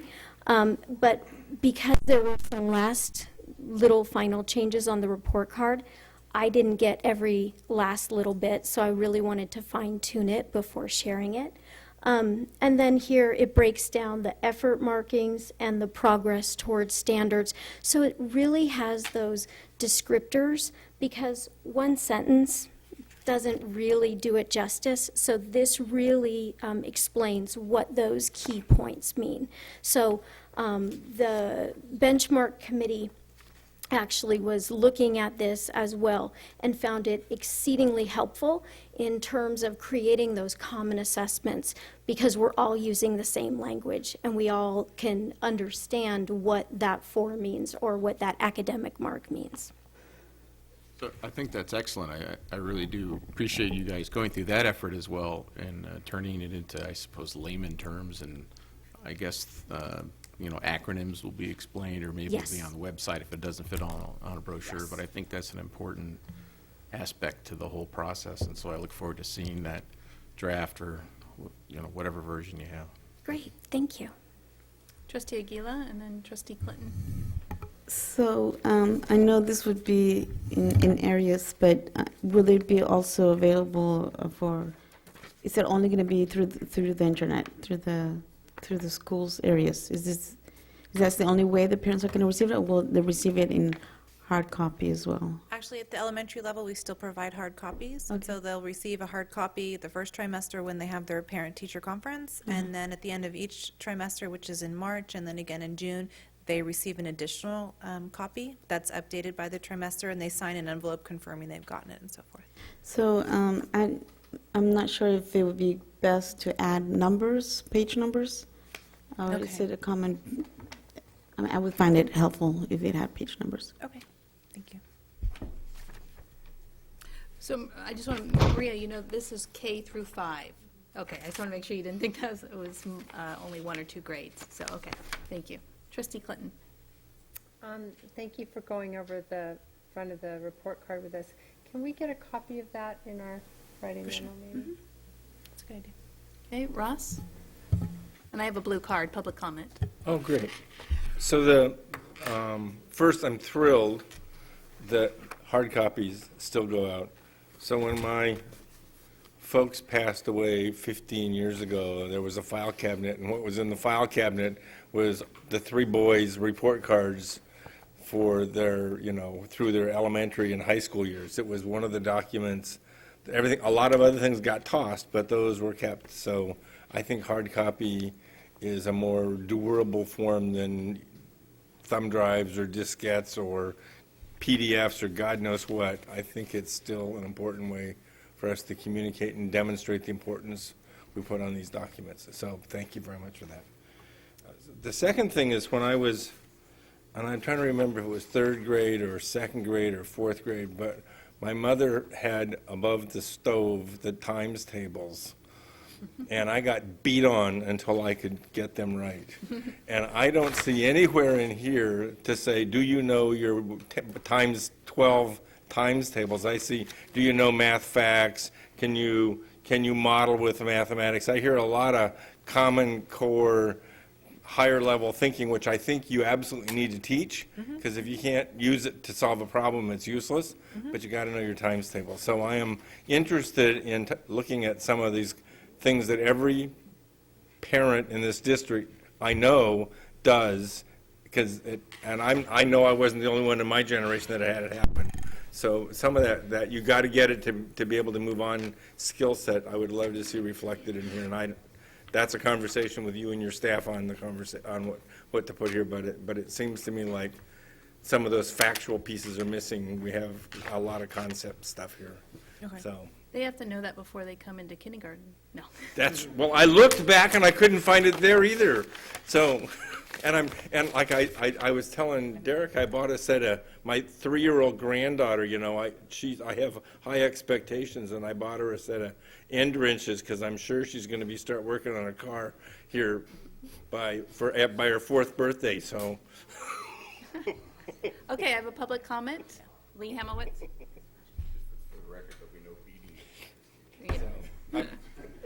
I'm starting to, you know. Hi, Lee Hamovitz. I'm just curious, so as a parent, this is a 4-page document that I need a brochure to explain to me, and I just want to make sure I understand that correctly. Can someone, well, it's the elementary report card, but it's back and front 2 pages? And for a thorough explanation, I'm going to need the brochure. Well, yeah. Do you want to print out the, Did we conclude it was 2 pages or 4 pages? up to you? Oh, per grade, okay. Yeah, it's a front and back, I believe, per grade, if I'm, Each grade level is front and back. Yeah. And as far as the formatting goes, the formatting is done in Aries, and so it's in our database. We have very little choice as far as what, you see the boxes you see in front of you, or essentially we fit the information we can in the boxes. Mill Valley uses the same formatting and other districts do. You know, we try to fit as much information we can into those documents, and so communication, we do try to provide it, extra communication as much it's as we being can. transparent. I appreciate you creating that brochure, because the Common Core standards are completely different than what we did, and you need that explanation. And I'm glad you brought back the 4. Good, I'd thank be you. one of those parents. I think the brochure is also valuable because you don't want assumptions taking place. You want people to have clarity, and if they don't, if they think they have doubt, if there's some doubt, or they don't understand an acronym, or they think something might be redundant, the brochure helps them to define the difference, and so, good work. It's a tool for everybody, teachers, parents, Hey, board members, everyone to You go back can, to. you don't have to read it, but I'm Right. glad that we're providing the information. Right. All right.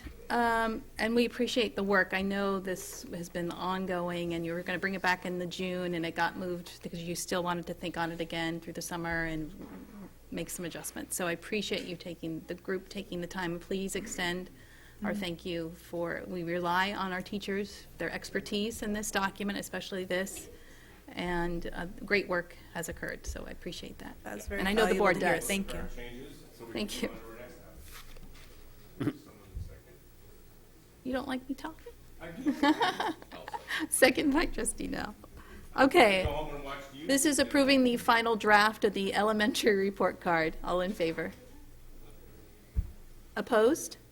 Okay, 6-1, 1 absent. 5-1. Excuse me, 5-1, thank you. I don't know my math. Uh-oh. And the only reason I'm explaining my posting is just because I'm not as quick as I see my fellow board members reading, and I'm not that fast, so I need more time, Needed so more that's time. why. No, you made a good point in that we did And not I have wouldn't it. feel right wanting to vote when we got this 12 pages today. Thank you for your explanation. All right. We are moving on to GATE, which is our Gifted and Talented Education. And we have Ruth Ann and Julia. Thank you. Good evening. Thank you for having us here. I'm going to start us off because we're going to have to move our microphone up and down for Ruth Ann and I to make through this. So we've kind of been strategic. So I'm Julia Kemke. I'm the Director of Secondary Curriculum Instruction. This is Ruth Ann Bexton. She's the Director of Elementary Curriculum Instruction. We're here to talk to you about GATE tonight. First thing, there's a couple slides missing from this one that we want to make sure that we're talking to you about as well. But first, the objective of this presentation is to provide you with an update about our middle school and elementary GATE program, and to seek approval for a contract with a professional expert, Dr. Dina Brulez. And specifically, our goal is to best serve our GATE students through either an elementary self-contained program or the cluster model at both middle and elementary schools. And we have a few strategies on the manner in which we're going to reach this goal. But first, Ruth Ann's going to talk a little bit, because we wanted to give a little background on how we identify our gifted students, just as a reminder, as well as take a look at some of the numbers for our students. And I'm going to try to find. Okay. It will help if we can find the next slide. No. It's the one that I sent to you, but the one here is not the. The one we had prior to coming, could it be in here? Is it on agenda line? Okay. Sorry about that. I'm going to pull it up. I think the one at your table has additional slides than what It was does. The up one there. at your table should So have the the one at your correct. table, Anybody who goes online and sees this needs to see the document we're reviewing in public. yes. It's an important conversation. If we're not ready, We're ready. We improved the presentation and forwarded it, but somehow, there it is. Okay, You just so, have- yep. So again, this is a slide I was referencing. So our objective is to provide an update about the GATE program. And we're going to talk about some of the strategies, but first I'm going to pass it to Ruth Ann to talk about the identification process. So the slide that's up now actually shows a graph. You know, the purpose of the gate identification process really is to seek and find students who may require additional support services beyond the core curriculum. And when I say beyond the core curriculum, I'm not necessarily saying accelerating. But if we think in terms of looking at pacing, depending upon how students do on pretests, compacting materials because they may grasp it more quickly. And actually, when we think about Common Core, the other two, in my mind, most important things we need to think about when we're addressing GATE students is depth and complexity. And those two critical pieces are really a critical part of Common Core. If you look at the graph really, I don't know, am I on? No. I know my voice carries, however. So if you look at the graph really shows the standard deviations for IQ scores. And of course, smack dab in the middle of the bell curve, we have average students who are successful. GATE students actually are 3 to 5% of the population, and they are on the far right when the curve goes down and gets very small. And we actually identified last year approximately 4.5% of our population. So, and the previous year, I think 0.5% higher. We're not trying to fit in there, but when we look at the process and we use, let's see, yeah. We have been using multiple. I'm sorry, this keeps sliding.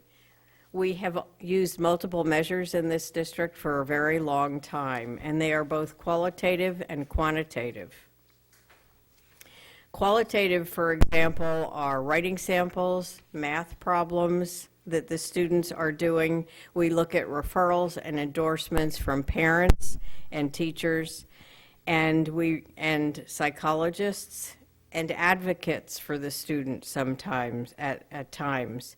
We also are looking at cultural, economic, and other factors that could be masking exceptionally high IQ students really who excel and have some natural gifts, but because of learning a second language, perhaps it's not as obvious. The other measures are quantitative measures, and we do an ability test, and we have been using the COGAT, which is the Cognitive Abilities Test, more recently in the last couple of years. The COGAT really looks at quantitative, nonverbal, and verbal cognitive ability.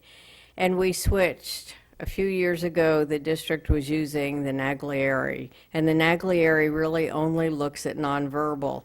That was done with the hope of identifying more of our English language learners and perhaps students of poverty whose language development may not have been what some of our other students were early on. And as a matter of fact, it didn't do that at all. What we were finding was we actually somehow were narrowing who was qualifying with the use of the Naglieri. Parents expressed concern, and within the department and among principals, we had concern also. So we did change and go to the COGAT 2 years ago because it does look at quantitative, nonverbal, and verbal cognitive ability. And it has changed to a small extent.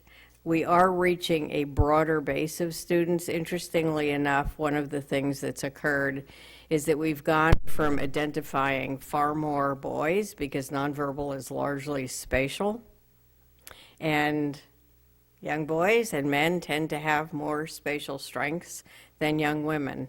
And we've been identifying some more girls. We have built into the multiple measures actually also looking at our English language learners and our special ed students particularly, and looking at other, for special ed students, other identifying measures that our special ed department may have, but also just giving them some scores because of their exceptions. But in addition, we are looking at CELT scores, which help when we have English learners, and I've had personal experiences with this over the years actually, English learners that really grasp English quickly tend to be very gifted children, as a matter of fact. And they tend to absorb it even within the environment, as our own children do when they're younger. So we look at CELT scores, and we look at children that are moving up, improving their CELT scores faster than usual. They may be moving up 2 levels in a year, for example. We also look at MAP scores, and we look at the levels in MAP scores. We look at the winter and, the fall and the winter scores, and we look for growth. And the MAP assessment also defines really the level of achievement. Because, any child on one day with an assessment, if it's a bad day, may not do well, for example. And occasionally you have a child that comes in and takes even the COGAT, and we're not sure about the picture we're getting when we're looking at other things, and the MAP scores alone or their CELT level changes really identifies that there's something there that the COGAT alone didn't recognize. So all of these things really are taken into consideration, and a GATE student study team meets, and we have all of the data on each child in 3rd grade whose parent, remember, parents don't have to ask to have children assessed, but they do have to sign for us to be able to assess them. So we send out a letter and an explanation. We send out a form where parents can write their thoughts and why they're referring their child and would like them to be assessed. They have to sign. And there are parents that we reach out to sometimes. The letters, of course, go out in English and Spanish. Everything is translated that leaves our department in English and Spanish. And I kind of lost track. So all children are tested. Then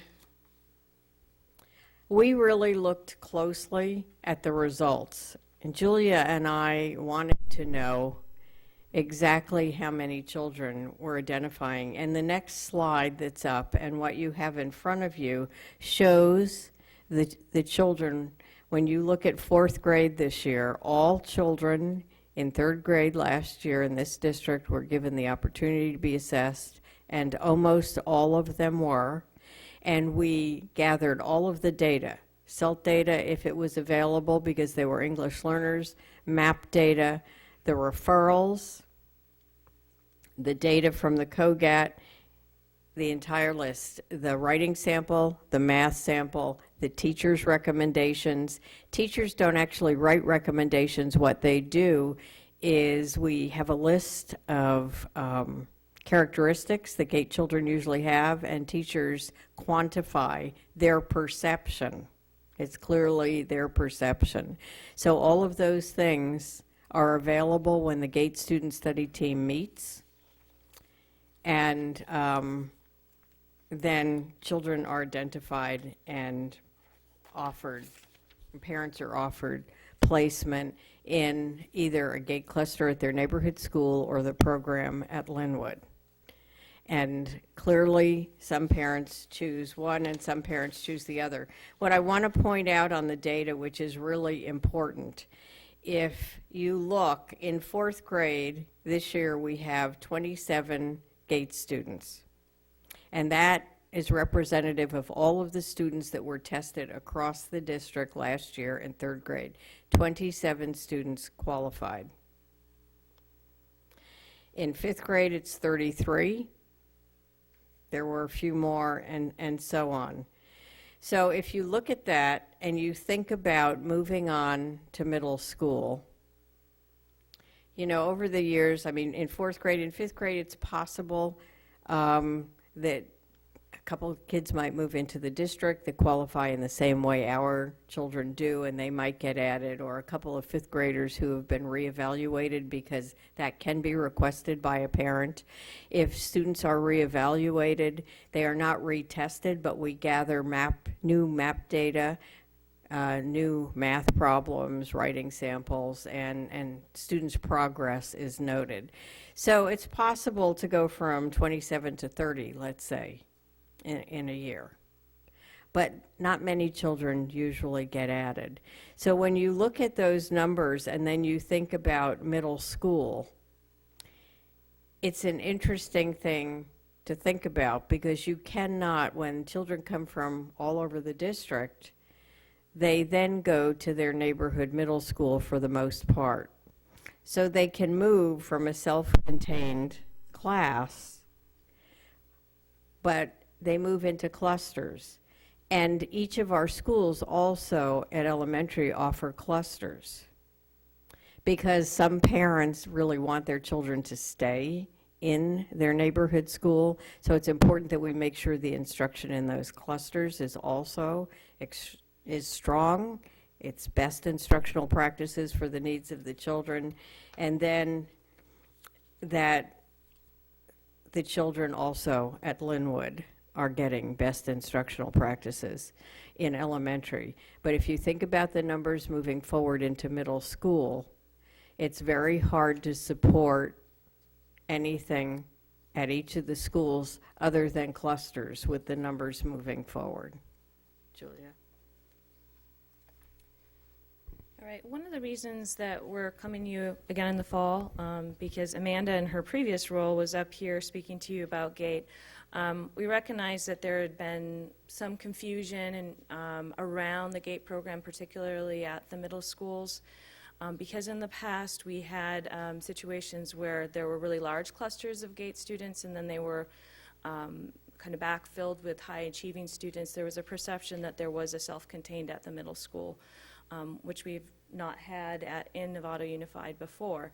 But because we went to the true cluster model as promoted by Dr. Brulez last year, without a lot of community outreach and talking to the parents, I think that there was some confusion and some upset about that. And so this year we're recognizing the need to reach out to parents and engage them in this conversation. So one of the ways we're doing that we're holding 2 full GATE parent meeting nights this year. We're going to have Dr. Brulez there to speak with the parents and answer questions, and also just to update the parents about the kind of trainings our teachers are getting, as well as the type of strategies and experiences that they should expect to see in the classes.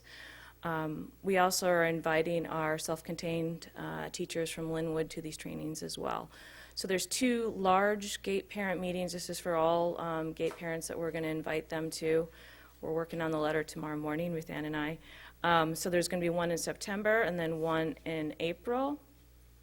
We also recognize the need to bring together a leadership group to take a look at data from how the students are doing, as well as get a little bit more of an intimate conversation with parents so that we can really begin to hear about their feedback and some insight into what their students' experiences are in the GATE program, whether it's in the self-contained at the elementary and the cluster at the middle school. And then inform all stakeholders just about what's going on with the GATE program, and using that group to help make sure that the message that we're preparing to the rest of the GATE community is something that is effective and useful for them. The way that we're choosing this team, we are looking to have teacher representatives from each one of the schools, select representatives from the elementary schools, parents, as well as representatives from both levels for our parents. The way that we're choosing the parents is at that first gate meeting in September, going back to that, we're going to take all the parents that are interested and we're going to pull basically their names from a hat and you know, have a nice group that's big enough to get good feedback as well as small enough that we can be some, you know, do some strategic work around it. Included in this, because part of what we're talking to you about is the contract with Dr. Brulas. We are hoping to contract with her to come back to do 2 trainings this year. That includes trainings for our teachers. She'll support with the parent evenings as well as trainings for our administrators. So those are actually happening right around that same time as that parent meeting that I told you about. So September 16th is when we would have her scheduled to come back to do those. Part of it is to make sure that we're training the teachers appropriately and that the administrators then know when they walk into the classroom what to expect to see in those classrooms to support our students. In addition, we have 2 coaches at middle school, at each one of the middle schools, that are going to be focused on the GATE program as well as other things to support the GATE cluster teachers. They'll bring those teachers together several times during the year to talk about best strategies, build lesson plans based on Dr. Brulas' model, and generate ideas on how best to support our gifted students. And really, that's the bulk of our presentation, so we'll field questions now. I do have one comment card. Would you guys like to hear that first? Are you good with that? Okay. Lee Hamowitz?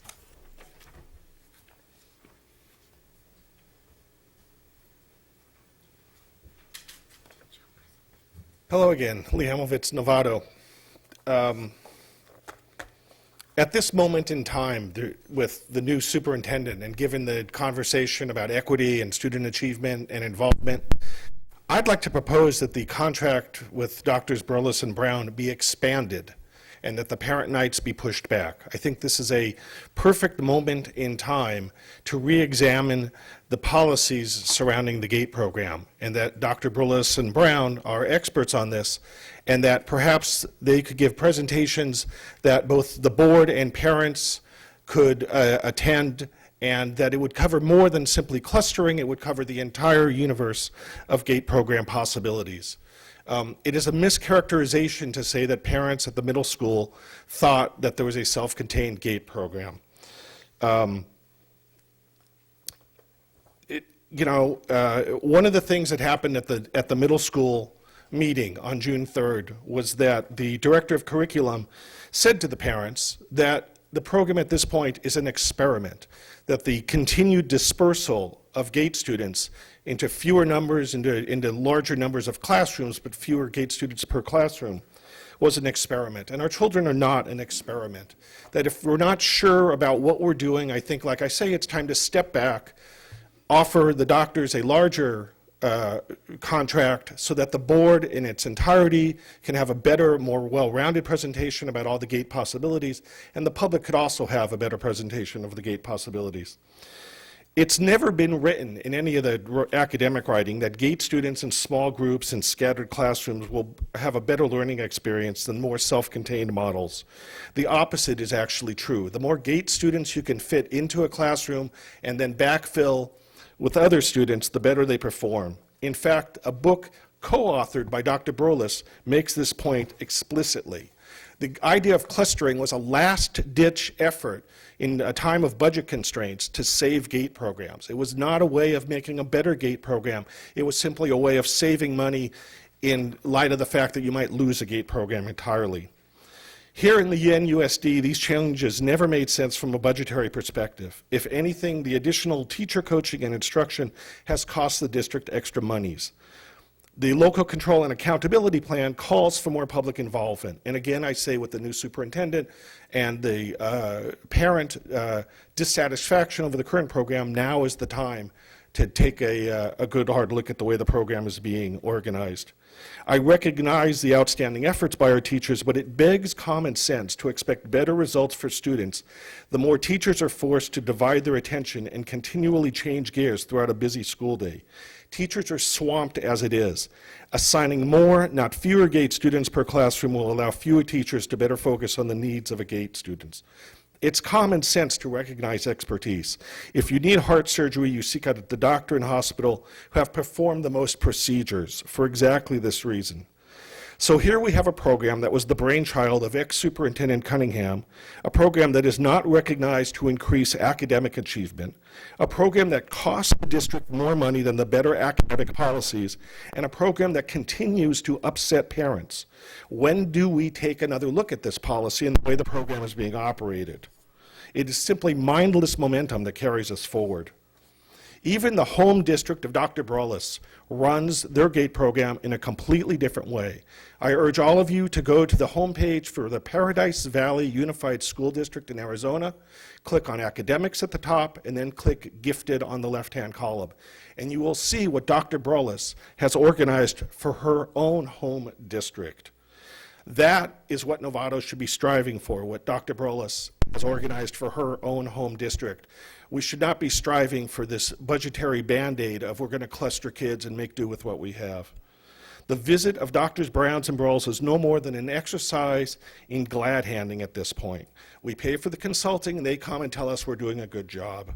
We need to get them in here to give us a larger picture of what's going on and include the board, include the parents, push the parent nights back, and have a larger community involvement in this entire issue. Our children are not experiments. Now is the time to re-examine the GATE program. Thank you. Thank you. Okay, back to the board and comments, clarifications. Julia will be willing to, Ruth Ann, to answer anything. Anybody want to say anything? I do. Trustee Cooper. So, can you refresh my memory? You were probably at that, the parent meetings in the spring, March, or whenever it was. What was the general consensus? The speaker just mentioned a couple comments. Was it general overall support for clustering? Was it general overall support for self-contained model? I wasn't there, so I don't know. So do you mean, I would say that there was some confusion around what the middle school program looked like, and there is definitely support for the self-contained at Linwood, and there was concern that... Oh, in elementary, leave it alone. Yeah.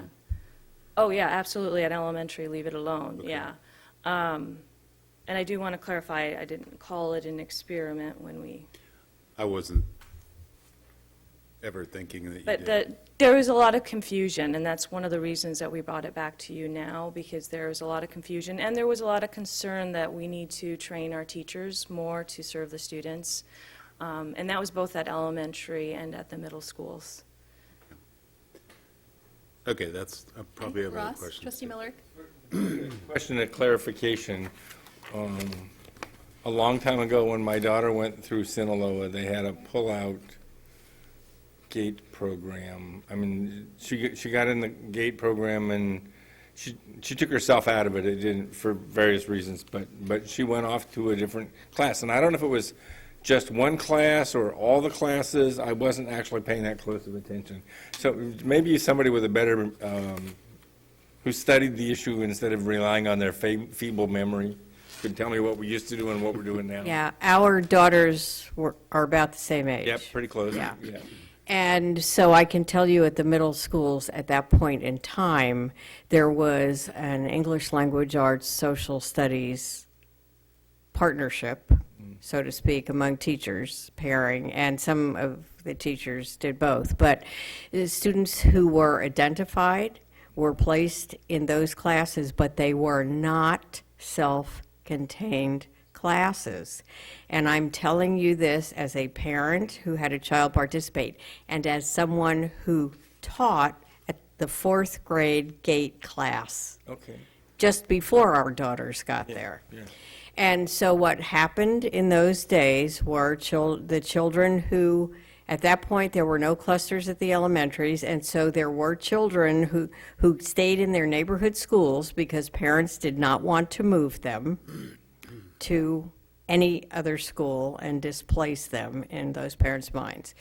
So, and the Linwood students then went to their neighborhood middle schools. The parents were able to, the few parents that kept their children at their own neighborhood schools in elementary were able to add those students to that class, and then there was infill, that's what I'm calling it, and I mean, I hate to define, but children were added who had never been qualified. They weren't GATE students, they No, were they were not. high-achieving students, but they filled the class up. They filled the class. Okay, that's what I remember. And that's what happened for quite a while. And that's why also there became the feeling that they were GATE classes and they all became GATE children. They were not re-identifying, they were not re-evaluating and identifying more, they were filling the classes. And that's why there's been so much misunderstanding. And I think at some point, those classes were labeled on reporting forms as GATE classes besides. So it was still a combination of children, and that was our girls' experience. Yeah, okay, that sounds very familiar. Okay. And I will add at that point, too, that children were assessed in those days as to whether or not they went on in advanced math and into algebra in 8th grade or not. And because children can be gifted in some areas and not other areas, I mean, it's natural. We all have strengths and weaknesses. So some children went on to algebra from that GATE group, and some children didn't in 8th grade. Trustee Clinton. I'm glad that this is moving forward. It's been a long process with a lot of community meetings and a lot of input, and I think the important thing is that we are moving forward with this and with training to make sure that we provide the best for our students. And we have a couple more parent meetings coming up. And so I look forward to an update. Hey, Trustee Aguila? So obviously, there have been parents that were confused, as you call it, or misunderstanding. So for the future meetings, do you have a plan to make an outline and explain and clarify so that parents would be on the same page with you? Because obviously, some are not. Absolutely. I mean, the format at the last meeting, we understood that there was a lot of need for the parents to speak some of their concerns and communicate to us what they were perceiving was happening. So actually, the majority of that meeting was for questions and answers. And so that's what we spent a lot of the time doing during the meeting. We probably presented for 15 minutes, and then we asked for some feedback. And I imagine that we'll try to do a similar format for this upcoming meeting, and then we'll use that GATE leadership team to, again, continue to clarify if there's still questions after that one. Was the GATE leadership, was that around too at that time when other parents were there at the last meetings? I'm going to have Ruth Ann speak to this Okay. because I think she... Actually, we did have a GATE leadership team years ago, and there were parent reps and teacher reps, GATE teachers and regular ed teachers, and some principals involved. So it's revisiting. Because if we're going to do the same thing as before and no changes, there might still be confusion or misunderstanding. Well, hopefully we can have So we a can fair have amount of something. real honest dialogue, and parents bringing, their experiences, their concerns, as well as their questions. And with teachers as well as site administrators available and participating in those teams, as well as Julia and I, that we can hear desires and needs and concerns, and we can also hopefully work as a more collaborative team to address issues even, as well as clarify and teach. So thank you for trying to do something different than in the past, because we don't want to do the same thing over and have, we want to make sure that our parents are clear. I do want to mention that that GATE leadership team hasn't been in existence for a couple years. And so that may have been one of the problems that we encountered with some of the confusion. So that's why we're bringing it back, in the hopes that we can keep everybody on the same page. Thank you. Debbie, Trustee Cooper had his hand up, and I have 3 comment cards. so I'd like to comment before the cards and then just when he's done. Okay. Thank you. Trustee Cooper. Okay, sorry. So I think moving forward, the most important thing, when I talk to parents, parents of our GATE children are quite involved in their school and their lives, and that's all good. We need to make sure we're doing a really good job with hearing from them, I think. If we are going to do this and continue this clustering, then I think it's incumbent upon us to check in with them. They obviously have a lot of concerns. That's why they're so vocal. I think we need to check in with them. I hear, well, my kid comes home with no homework. He's not challenged. He or she's not challenged. What's up with that? That's not doing any justice to my child's learning. And so checking in and hearing that and then doing something about it, I think is something we need to look at. Maybe more right now while it's... We agree.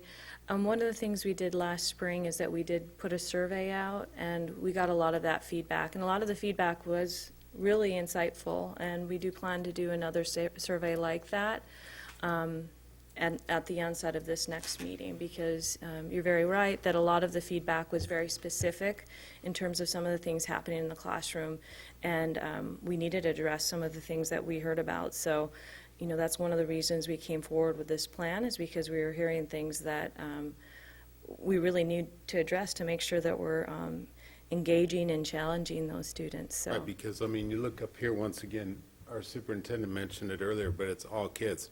And so Absolutely. we need to be about educating challenging all of our students. So, thank you. Trustee Miller. Okay, so I have 3 comment cards. Laura King. And then Jill, you're next, and then Lee.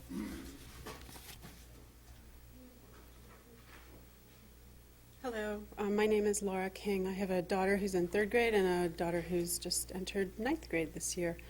I wanted to express my gratitude to Julia and Ruth Ann and Amanda, who's left, and Michelle now coming on board. As a parent of a GATE child, I'm just delighted that the district is taking this so seriously. We hear so much these days of other districts canceling programs or having no existing programs, and because of budget and funding restrictions, not really planning to ever implement. So I'm very grateful for the efforts that the district is making towards that effort. I did want to clarify and invite the trustees to come to some of these GATE parent meetings. I think it would be very beneficial for your insight as to the matter. As you can see, we can be very vocal as a group. I wanted to just kind of add to what Julia said about the confusion that was at the GATE meetings with the parents this past spring and in past years. There is confusion, and I agree that it is difficult to understand when you've got a classroom that, you know, your kid is engaged with and moving at a pace that suits him or her, and, you know, just looking forward to going to school, and believing that that is a full GATE class. However, there is a lot more concern these days because of, and I'm talking more about the middle school program, because that seems to be where the major concerns seem to be these days.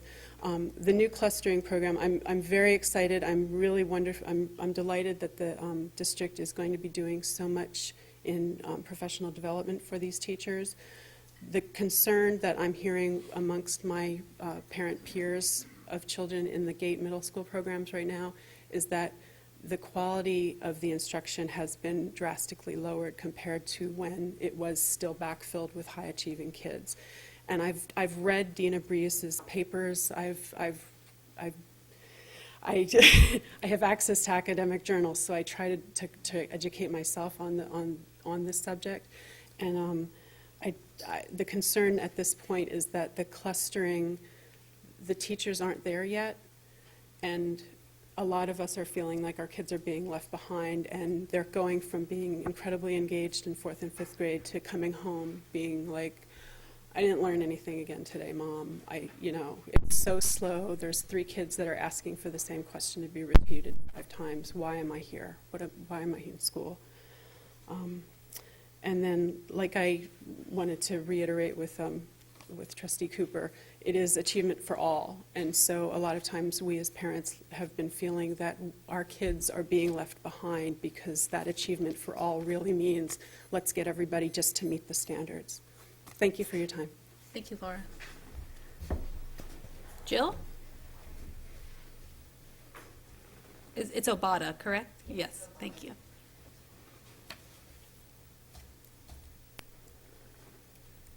Hi, I have a 5th grader at Linwood and a 6th grader over at, or 7th grader, sorry, over at San Jose. And I'd just like to speak to the middle school piece because I have a ton of confidence in the Linwood program. It's just been fantastic for us. So, but going to middle school, it's been a completely different experience. I do want to put out there that I'm really grateful. Julia has been very open and available, and the meeting, although it was somewhat challenging in June, it's good that we're getting a start. I think she's doing a good job reaching out to the parents, communicating. The part that I'm having trouble with at middle school, and I'd like to pull it together so that we can all be on the same page, because I don't think we're there yet. And this is going to be a really hard transitional time in getting the cluster groups up and running. I don't want my kid to, or the other GATE kids for that matter, to be lacking in what they could have. I don't feel like the teachers are there yet. This is the first time that I'd heard about the coaches. So if there's any way to ramp it up so that we can get better communication from our teachers, because at this point, just so you know, it's been a week and a half worth of school, and I haven't heard from my core teacher, my kids' core teacher about GATE whatsoever. All I know is that it says GATE next to his history, GATE next to his English, but that's about it. So what I'd really like to see is if we could have some more, a sense of community with the GATE kids, the GATE families, the GATE teachers, these GATE coaches, even before September. I'd love to see my kids start really being engaged now, not later. So. Thank you. Thanks, Jill. Lee? Typically, we only allow the one, so. I appreciate that, and thank you. We've extended it I just want to try to clarify in a concrete example. What has upset most of the parents I know is that what used to be, say, 20 kids in 2 classrooms went then to 20 kids in 4 classrooms, and is now going to 20 kids in 10 classrooms. So that per each classroom, you have a smaller number of GATE children. And this was the main point that upset the parents at the June 3rd meeting, was this continued dispersal and diaspora of the GATE students.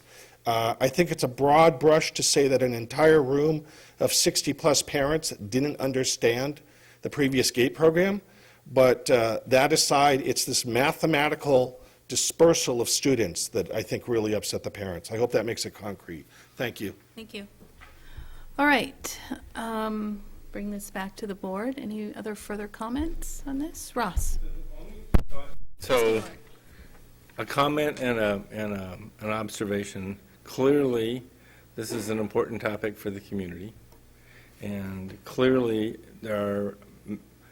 it's like what's that game where you pass the secret around, and by the time it comes back to the beginning, it's nothing like what you heard at telegraph or telephone or something. I'm showing my age, never mind. So I think the effort we can spend in getting everybody on the same page is valuable. And this particular contract, the suggestion was made is it's too small and it runs out. It seems to me we ought to approve this contract and get started, and gives us the runway to start having the rest of the conversation. So I'm prepared to support what's before us, because it seems like it's common to every alternative we've heard today. So thank you very much to staff for bringing this forward. It seems to me like we got a good next step. The other thing I heard is some consideration about trying to figure out a way of getting a select or a subset of parents to have a conversation. And it seems to me we're way too early to start subsetting people's voice. I think people want to participate in the conversation fully, and we need to make sure the meetings are structured in a way so people have a voice for what's important in their lives and their families. And maybe at some point we do subset for some part of the dialogue, but it seems to me it's premature for us to decide who we should be talking to. We need to have a public meeting with the doors open and see who shows up. Okay. So Thank you for your comment. so I'm prepared to vote yes on the proposal that's before us, because it's. Okay. I'm just going to say a couple words. The GATE program, in order for it to continue, it has to continue with integrity. It's very important that we find the solutions to make this program work and work well. It's serving a population that, obviously, all our kids are important, but the GATE students really need the adequate academics to move forward, just like everybody else. And we're lucky to have the GATE program, as one of the parents had said. A lot of districts don't have it due to funding cuts a few years ago. We decided as a district to continue forward with this program because it serves students well. So I have always supported cluster groupings. There's different kinds of groupings: pull out, self-contained, cluster, and so on. So I'm thrilled that we're going to continue forward. By not approving this contract just sets us back, because teachers do need, and I'm happy that staff has said, we need to address this. Our teachers need the training, need the professional development. And I appreciate you speaking up and saying that. So by not approving this does not give them the professional development that they do need. And that's not the direction to go. So I do support the contract moving forward, and it's the right thing to do. Both of my kids, I'll just add another example, did GATE, middle school and elementary, stayed at elementary, was in a cluster class, did very well. My son they both did middle school GATE in clusters, and this was 5-6 years ago, and in middle school did not do well because of the teacher, because of the lack of professional development.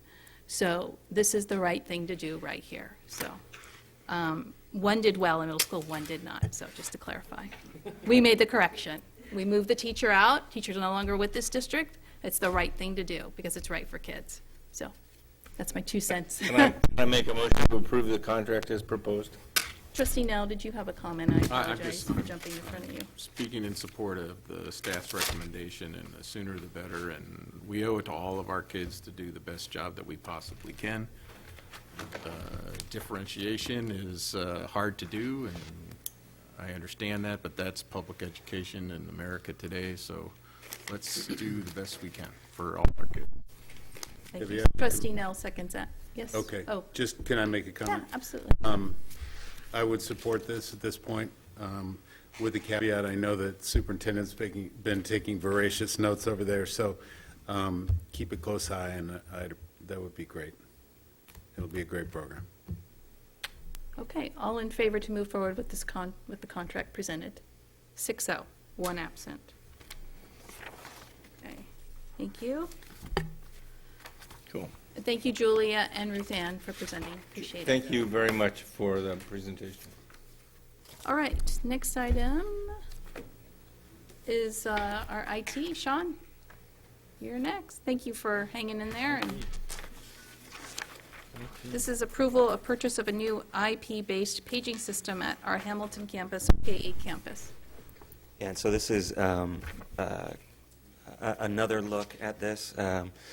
I guess early last spring, the board already looked at and approved moving forward with an IP-based paging system at Hamilton. When I started here, we started looking at implementation. We wanted to do the implementation over the summer.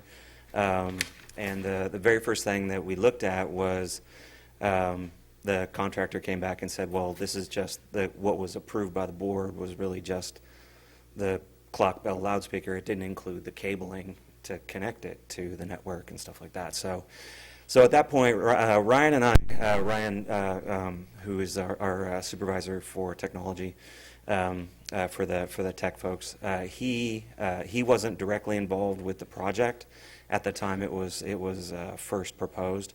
So the two of us thought, well, we better take a close look at this, and so we did. And we met with Hamilton, the leadership out at Hamilton, met with some of the teachers, walked through the classrooms, and really looked at what the scope of the project was, what we were really trying to accomplish. And in so doing, we really sort of changed the scope of the entire project. Before, what the goal was. Okay, so talking about what the goal was originally, there was construction done at Hamilton a few years back, and so you have, in a sense, two sets of buildings at Hamilton. You got the old campus and the new campus together, and the new campus has some IP. It has an IP-based loudspeaker system, and the original scope of the project was to get the entire campus on one loudspeaker system, because doing announcements with two different loudspeaker systems was kind of goofy for the administrators there. So we really wanted to fix that. But in looking at it, there was actually much more that we could do. Since we're doing the work at the same time, rather than just pulling in a loudspeaker system, really looking at an integrated clock bell loudspeaker system so that all clocks are running on the same time, running off our network, and then the bells are then timed to that same clock, and then loudspeakers are over the announcements and everything are done through the same bell loudspeaker system. Because right now what you see when you visit Hamilton is clocks that are battery operated. They're supposed to get updates, like wireless updates, but they don't necessarily, depending on the wireless coverage. So clocks are all kind of running on different times, and one teacher gave me she was in a relatively nightmarish situation of her clock was about 5 minutes fast, and with a classroom full of 7th graders, they know that school ends at 3:15, and so when that clock says 3:15, they're trying to run out the door, but the bell doesn't go off for like another 5 minutes, and so the last 5 minutes is really just trying to contain those kids and keep them in. So that was the feedback we got from her. But really, getting everything onto an IP-based system, and what we want to do is really use this project as kind of a test bed for doing this as a district-wide standard. Looking at other schools. We have different types of programs, different types of systems at different schools.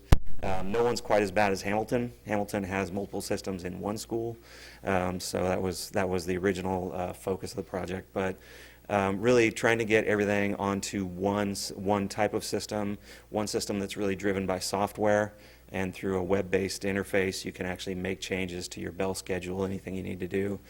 Right now, changing bell schedules involves actually physically going to the site, plugging into the old 2-wire system, the old Bogan system, or whichever type system is at each school, and each school is a little bit different. So we want this to be a test bed for what we do moving forward. When we do facilities upgrades in the future, we'd like them to all be IP-based, running on our network that we can really control through software. So this is really a test bed for that.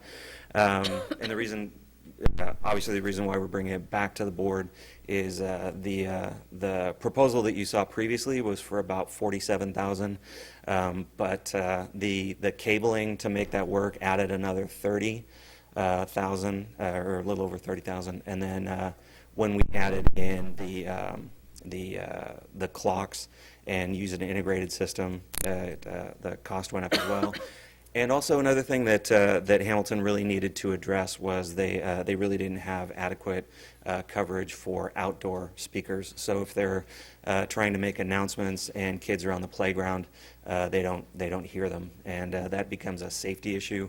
If you have anything like active shooter is the thing that people are most concerned with now, but they had shared actually that I guess at one point in recent years there was a mountain lion seen near the campus, and so just being able to make an announcement like that without have people having to go outside and put themselves at risk is a good thing. So we also addressed that at the same time. So that's why the cost of the project really ballooned because of the change in scope and in order to add the cabling to get it on the network. Are there any questions? Maria.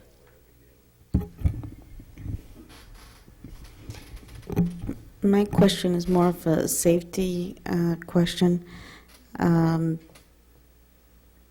So if we're going to get rid of, the idea is to get rid of the old clocks and alarms, and now will they be removed and then put new ones in there? Or would it keep it in case, and then have just as a backup, but then have, get the new ones as well? It would be removing the old system and putting in the new one, so that we're only supporting one system. So I'm worried about that, because if something happens, I know, are we connected to if something happens, an earthquake, a flood, a fire, something, where what would we do for backup? Well, you're still in a similar situation with the old two-wire systems, because if you lose power, you lose the ability to use those systems as well. So the only thing that would really change moving to a digital system was you would lose the clocks, which now the clocks are run on batteries. The batteries themselves pose a problem because we have to then replace batteries, so that actually is an operational cost as well. So, but I hear what you're saying. Mm-hmm. Thanks. Derek? I just want to understand the money a little bit better. This proposal, it's $107,000 roughly. Is that in addition to the 47? No. No. So this is the full project? This is the full project. Okay, We wanted so to give you the full picture. So it's not adding to that first, it's just sort of more than doubling it by a little bit. I have to say I'm a little embarrassed to say that you're telling me that I approved a proposal for loudspeakers that included no cabling? That's my understanding. I understand your involvement because it's a voice over IP system, but where's the facilities department or the construction manager on this issue right today? Are you guys working together, or is this all the IT department doing Well, this is, because this is going to be an IP-based system, IT is going to be taking over control of clock bell loudspeakers. Just like once we went to an IP-based phone system, that moves out of facilities and into IT. Okay, so that's the reason your department's driving this particular installation, et cetera. So. Yeah, and it does make sense because that's where we have that expertise, and the facilities department doesn't. I think it's a great idea. I think that you show a lot of initiative by explaining it as a pilot, and I think that it's the type of thing that if it goes well and we can identify the right kinds of software and the hardware that's involved on this particular project, that it is the type of thing that we should be planning to do on a district-wide basis. And you didn't necessarily touch on alarm systems or some of the other communication capabilities that we might be able to leverage on this. I don't know, but I think this is a strong idea, and I support it, and I really respect and appreciate the fact that you brought it forward for us. So thank you.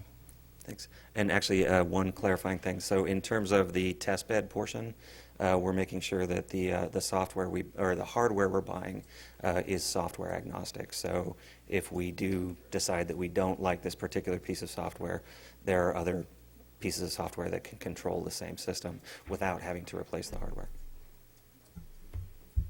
Tom? I'd make a motion to move ahead and approve this project. I think it's an important one in Hamilton, safety issue.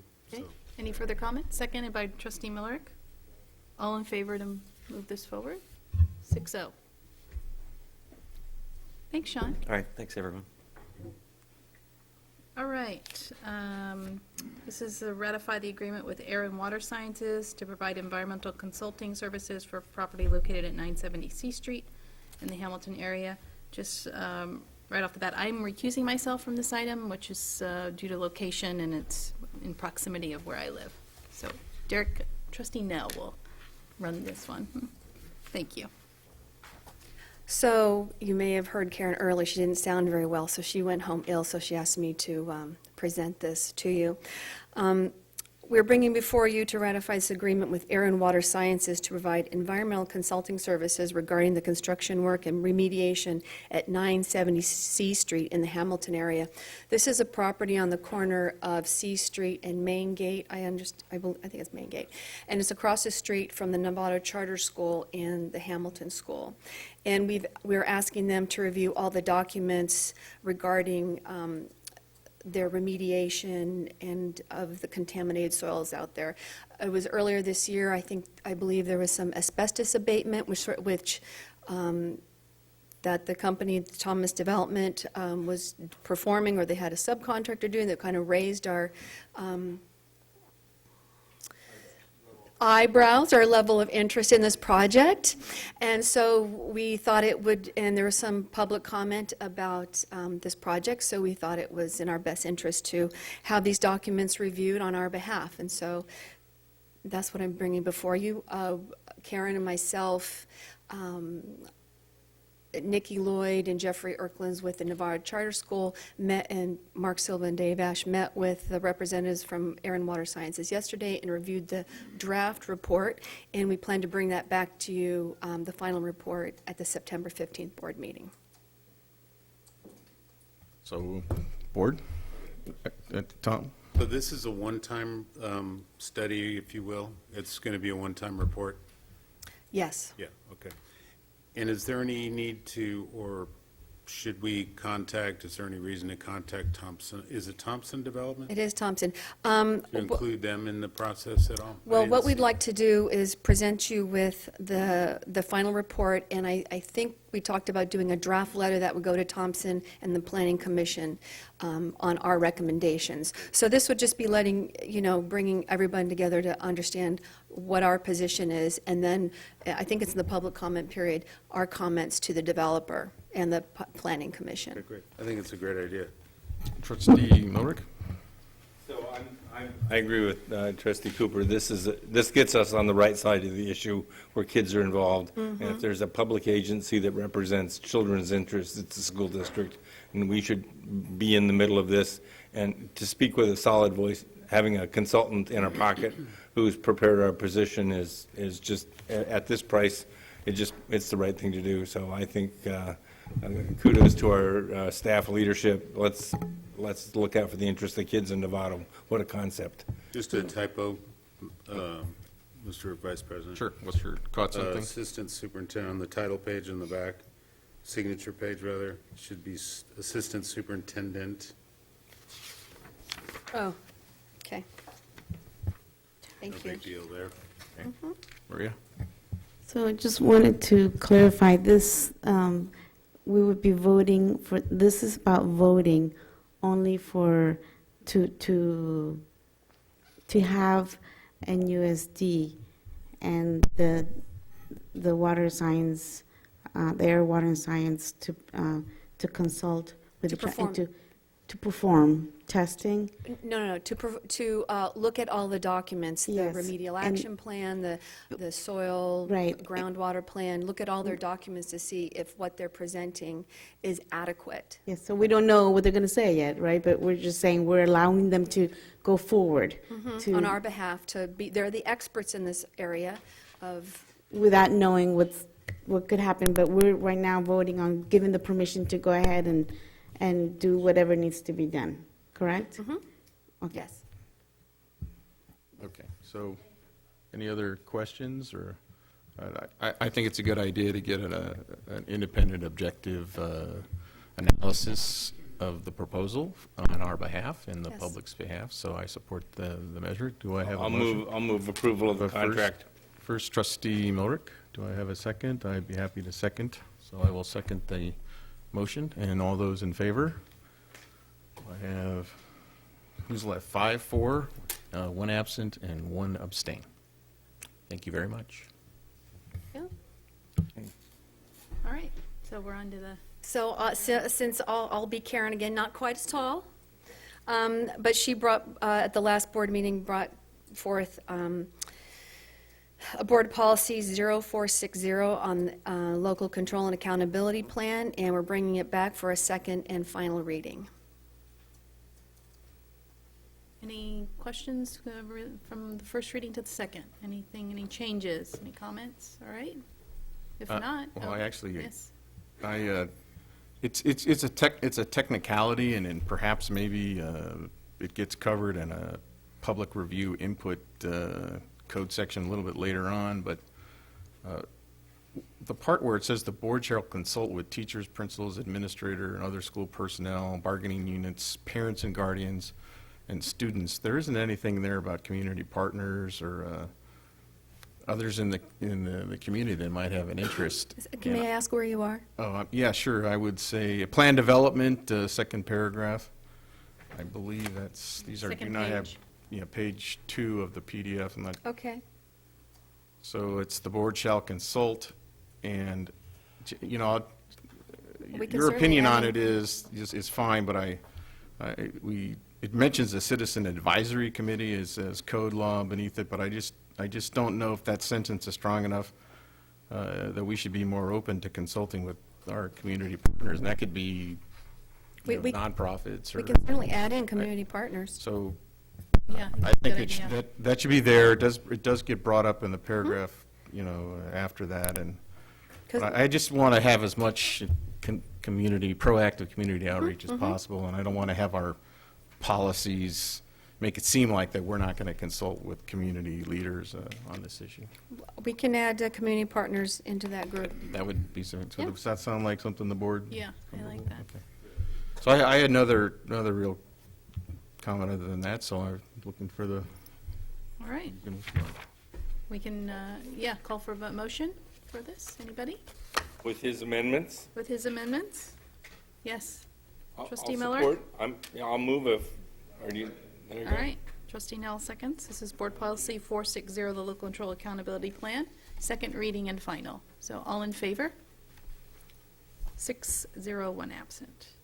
All right. Policy 1220, Citizens Advisory Committee. This is another one. This is the Board Policy and AR's Administrative Regs coming back. That's right, a second and final reading. Yeah, it's, I support it as written. So I just have Madam President, Yes. just one Trustee quick question. Second paragraph, sorry. The board shall establish citizen advisory committees when required by law. Is there any sense to making that, in addition to the ones that are required, we have the option to add others that we may choose? It's pretty closed-ended, that we would only, Say what paragraph? Sorry, I was. second paragraph. Second paragraph on the sentence. first page. Citizen Advisory Committee. Do you have that in your bylaws about establishing committees? I mean, rather than the specific community Yeah, relations. in your board bylaws? I think so. Yeah. Good point, I should have Yes. checked. I thought there was, I don't know Yeah, I don't certain. know. I can't answer it completely, but I Yeah. think so. It just seems to me it's rather limiting. If it is there, then that's fine. It doesn't need to be both places.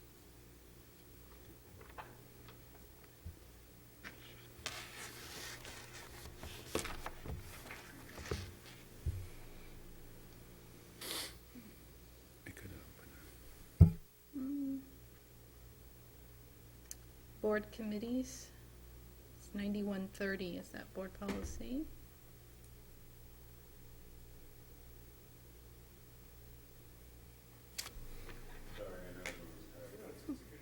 No, absolutely. State your question again, Tom. What was your comment again? Just want to make sure I'm Yes, looking. Your Honor. Yeah, go ahead, Derek. Oh, okay. The board may Rather establish than a limited committee to what whenever we're it required by determines. law to do. The board may establish a committee whenever it determines that such a committee would benefit the district by Fine. providing diverse viewpoints, blah, Yeah, blah, we blah. do that all the time. With that, I'd make a motion to approve Okay. this. Phew, did my job. Okay, Your Honor. That's what the iPad's all about, media. All right, so trustee Cooper first, second? Trustee Nell, second. This is approval of 1220 Citizens Advisory Committee. All in favor? 6-0, one absent. All right, please don't leave. We have to sign a signature from everybody. All right, our next meeting is, thank you, Leslie. Our next meeting is September 15th. Thank you, Karen. You have a comment? September 15th, the open session will begin at 7, and right now the close will begin at 5:30, so, meeting adjourned. 5:30?